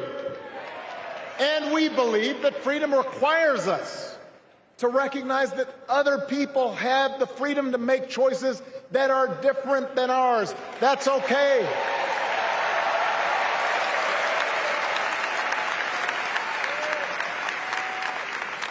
That's the America Kamala Harris and Tim Walz believe in.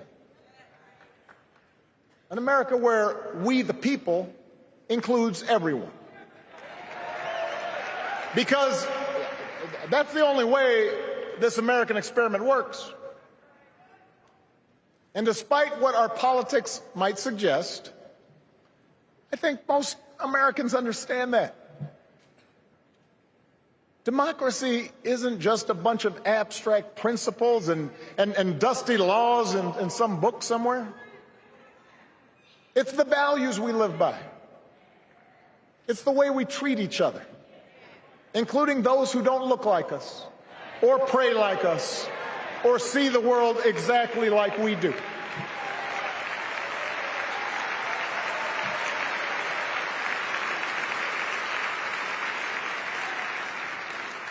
That sense of mutual respect has to be part of our message. Our politics have become so polarized these days that all of us across the political spectrum seem so quick to assume the worst in others, unless they agree with us on every single issue. We start thinking that the only way to win is to scold and shame and out-yell the other side. And after a while, regular folks just tune out, or they don't bother to vote. Now, that approach may work for the politicians who just want attention and thrive on division, but it won't work for us.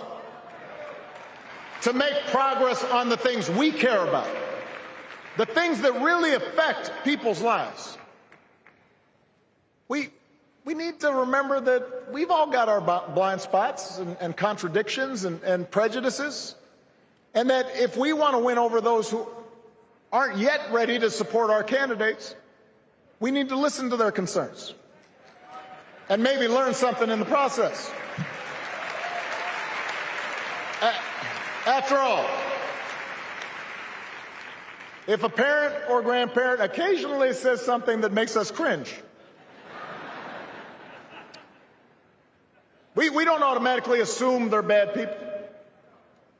We recognize that the world is moving fast, that they need time and maybe a little encouragement to catch up. Our fellow citizens deserve the same grace we hope they'll extend to us.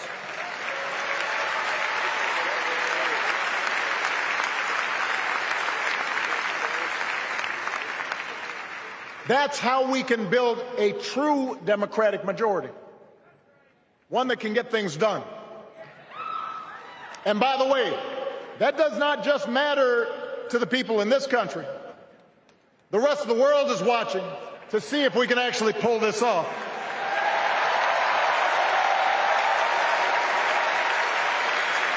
No nation, no society has ever tried to build a democracy as big and as diverse as ours before. One that includes people that over decades have come from every corner of the globe. One where our allegiances and our community are defined not by race or blood, but by a common creed. And that's why when we uphold our values, the world's a little brighter. When we don't, the world's a little dimmer. And dictators and autocrats feel emboldened. And over time, we become less safe. We shouldn't be the world's policemen, and we can't eradicate every cruelty and injustice in the world. But America can be and must be a force for good. Discouraging conflict, fighting disease, promoting human rights, protecting the planet from climate change, defending freedom, brokering peace. That's what Kamala Harris believes, and so do most Americans.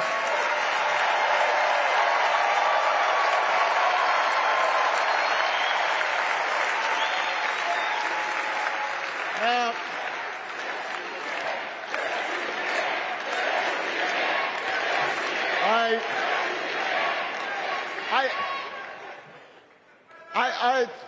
I know these ideas can feel pretty naive right now. We live in a time of such confusion and rancor, with a culture that puts a premium on things that don't last. Money, fame, status, likes. We chase the approval of strangers on our phones.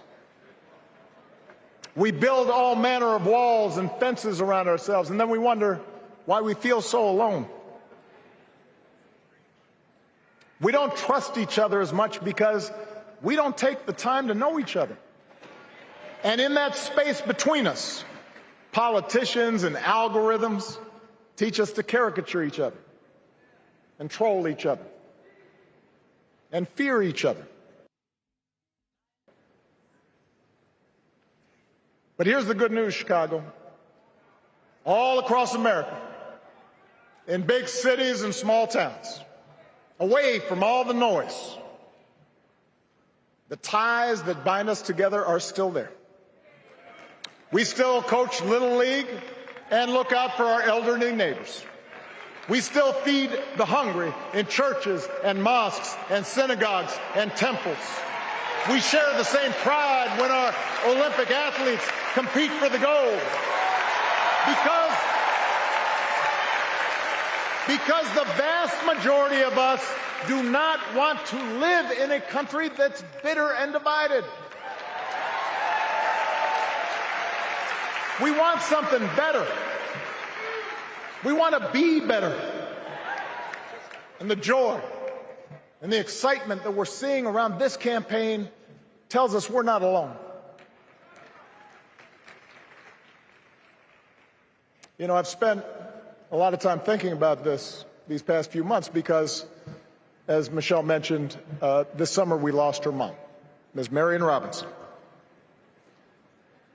And I don't know that anybody has ever loved their mother-in-law any more than I love mine. Mostly it's because she was funny and wise and the least pretentious person I knew. That, and she always defended me with Michelle when I messed up. I'd hide behind her.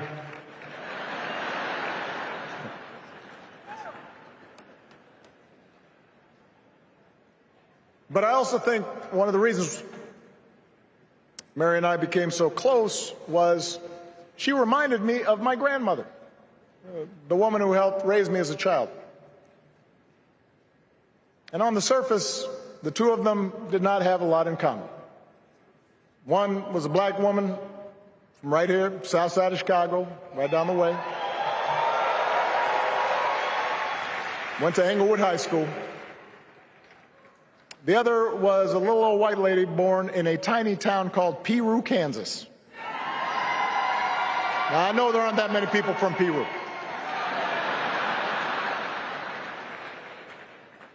And yet they shared a basic outlook on life. They were strong, smart, resourceful women, full of common sense, who, regardless of the barriers they encountered, and women growing up in the 40s and 50s and 60s, they encountered barriers. They still went about their business without fuss or complaint and provided an unshakable foundation of love for their children and their grandchildren. In that sense, they both represented an entire generation of working people who, through war and depression, discrimination and limited opportunity, helped build this country. A lot of them toiled every day at jobs that were often too small for them and didn't pay a lot. They willingly went without just to keep a roof over their families' heads, just to give their children something better. But they knew what was true. They knew what mattered. Things like honesty and integrity, kindness and hard work. They weren't impressed with braggarts or bullies. They didn't think putting other people down lifted you up or made you strong. They didn't spend a lot of time obsessing about what they didn't have. Instead, they appreciated what they did. They found pleasure in simple things. A card game with friends, a good meal, and laughter around the kitchen table. Helping others. And most of all, seeing their children do things and go places that they would have never imagined for themselves.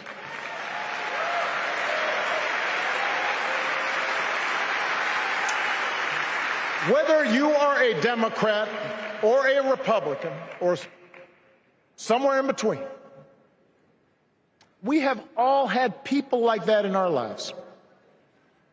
People like Kamala's parents, who crossed oceans because they believed in the promise of America.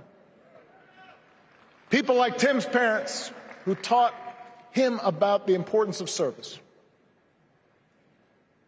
Good, hard-working people who weren't famous or powerful, but who managed in countless ways to leave this country just a little bit better than they found it. As much as any policy or program, I believe that's what we yearn for. A return to an America where we work together and look out for each other. A restoration of what Lincoln called, on the eve of Civil War, our bonds of affection. An America that taps what he called the better angels of our nature. That is what this election is about. And I believe that's why if we each do our part over the next 77 days, if we knock on doors, if we make phone calls, if we talk to our friends, if we listen to our neighbors, if we work like we've never worked before, if we hold firm to our convictions, we will elect Kamala Harris as the next President of the United States and Tim Walz as the next Vice President of the United States. We will elect leaders up and down the ballot who will fight for the hopeful, forward-looking America we all believe in. And together, we too will build a country that is more secure and more just, more equal, and more free. So let's get to work. God bless you. And God bless the United States of America.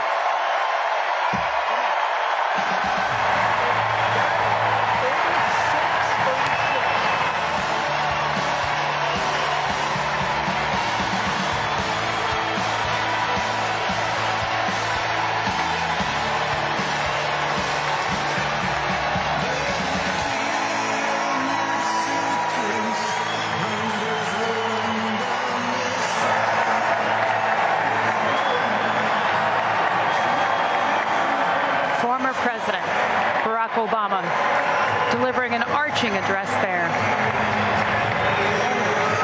He's still on stage. He was preceded by Michelle Obama, by the former First Lady. You can see here him greeting Mitch Landrieu, who's an important member of Kamala Harris's campaign, as he walks off stage. Stephanie, Rodney, as we're looking at these images, what did you guys make of these two speeches that we heard, starting with you, Stephanie? I think this is why the Obamas have a vaulted position within the Democratic Party. They both, and you know, it's interesting because I don't know that I've heard a whole lot out of them over the last two administrations, either when Trump was president or when Biden was president. And for them to come out tonight and lay out and the future and to make the case that Democrats are fighting for the American people and to restore hope. You know, the concept of hope is making a comeback. That was really motivating, and you can see how they reach and fire up this crowd.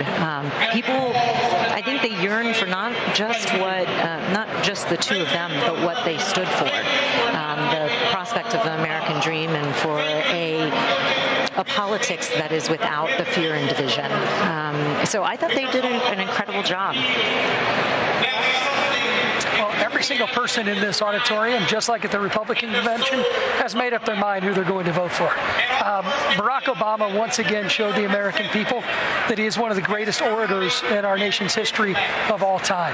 But it's that those great oratory skills that led him to go from being a community organizer in this city to a state senator who was, according to my sources, not too good of a card player, a poker player while he was in the state Senate, and into a speech in 2004 to nominate John Kerry to be the Democrat nominee for president, and that catapulted him into a stardom. It catapulted him into a White House run that was historic all across the globe. The first African-American president elected in the United States of America.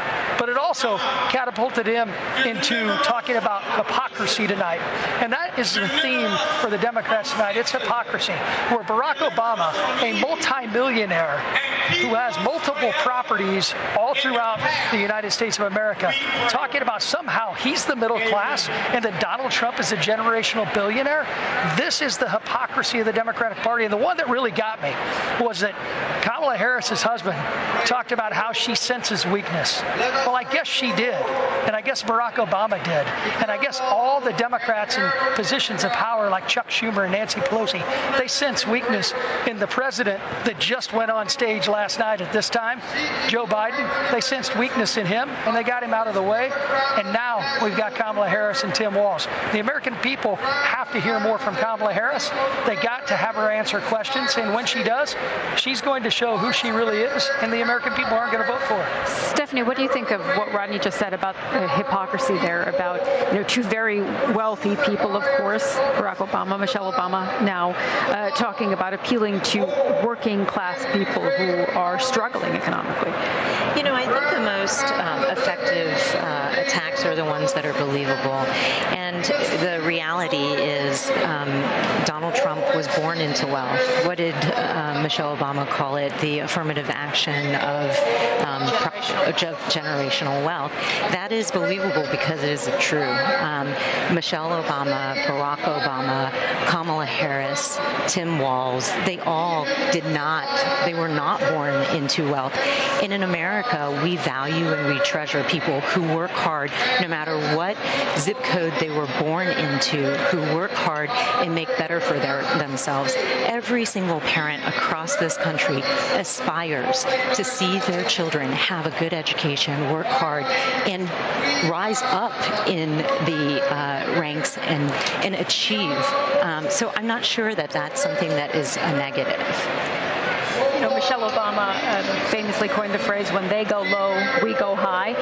This is a speech where we did hear her, Stephanie, really make some points about Donald Trump and what he stands for. Did that surprise you? No, I don't think so, in the sense that they were done obliquely, and also they were things that were factually true about the way that he speaks and are a reflection of the things that the former president says. So, and I do think, though, that the majority of these speeches were focused on the American people and focused on the future. And I think it's really interesting that Republicans keep wanting to talk about Biden. Biden is no longer the candidate. And so, this party has been responsive to what the American people want. And they did not want a rematch between Trump and Biden. The Democratic Party has given the American people a different option, and they are focused on the future, and on a future that is focused on the American people. What do you think of that, Ron? Well, they're focused on a future by bringing back their past successes. I mean, it's, again, the theme of hypocrisy. If you're focused on the future, why do you keep bringing back the people who were successful in the past? And at the same time, Joe Biden was more successful legislatively than Barack Obama ever was. And those are the facts. And the facts are that Joe Biden did not willingly leave this presidential race. It was a political backroom deal that shivved him in the back, even though 14 million Americans voted to make Joe Biden the presidential nominee. These are the types of issues. These are the types of issues that the American people are going to have to decide in this presidential election. And the undecided voters are not the people in this room. They're not the ultra-wealthy right now, like Barack Obama, Michelle Obama, and even Vice President Harris and her husband, or the Trumps. I mean, I don't understand why Donald Trump's parents, who actually lived the American dream just like Barack and Michelle Obama and Kamala Harris and her husband have done, I don't know why they begrudge passing down that generational wealth to their kids is different than the generational wealth that they're going to pass down to their own kids. But I guess that's the way Democrats explain things. But in the end, you have to look at the facts right now, and the facts are Joe Biden, up until a few weeks ago, was the nominee. Joe Biden still is the president of the United States. Looking back at Joe Biden is not looking backwards. It's what is happening right now. And if he's not good enough to be the candidate, then maybe he shouldn't be president of the United States anymore. I don't think it's unusual to have key leaders of a party be at the convention. That's quite normal. Actually, what's not normal was that you didn't see Paul Ryan or Mitt Romney or George Bush or anybody who was part of what used to be the Republican Party at the Republican National Convention. And so I guess in contrast to the Democratic National Convention, where we did have former presidents and former leaders who still are a part of our party because we still are the party of the people and we still know what our core values are, as opposed to have become a cult of personality, where a lot of these Republicans no longer found a place at the Republican National Convention. And that's an opportunity for this campaign to reach out to the Republicans who are homeless at this moment because they don't buy into the MAGA version of the Republican Party today. I think it's quite striking that those key former Republican leaders weren't at the Republican National Convention. Right. So was a message that we heard both from Michelle Obama and Barack Obama, was an appeal to Democrats here in this room to get out and get the vote out among those who might not be convinced, who are not in this room. Rodney, do you think Republicans are concerned that this type of message from popular figures like Barack Obama, Michelle Obama, could resonate with some of those voters? No, that's expected. I mean, you're at a Democratic rally, but at the same time, we're talking about guests. The Democrats clearly have lost the convention. They did not have Hulk Hogan and Hulkamania here in the Hulkamania tent that we are at the BBC. But look, these conventions are, as we said in Milwaukee, they're completely staged. They are going to have that rallying effect with the base. And you know what? The sheer fact that Barack Obama and Michelle Obama are talking so much about the need to go beyond this convention, to go out into the areas to try and get those farmers and factory workers that Michelle Obama talked about to vote Democrat again, because they're not voting Democrat. They ironically support the generational billionaire Donald Trump. They're going to try to convince people to go out and energize. And that's what Barack Obama does well. That's his old community organizer coming out. And that's why he's a good person to actually be that messenger. But he also is completely disloyal to the current president. All right. Well, there's certainly a conversation that we're going to continue over the coming days. But Rod and Stephanie, great to get your thoughts on this. Thank you so much. As we mentioned, we did, of course, also hear from Michelle Obama, the former First Lady in Chicago, with very direct words for former President Trump. Let's listen to what she said. Now, unfortunately, we know what comes next. We know folks are going to do everything they can to distort her truth.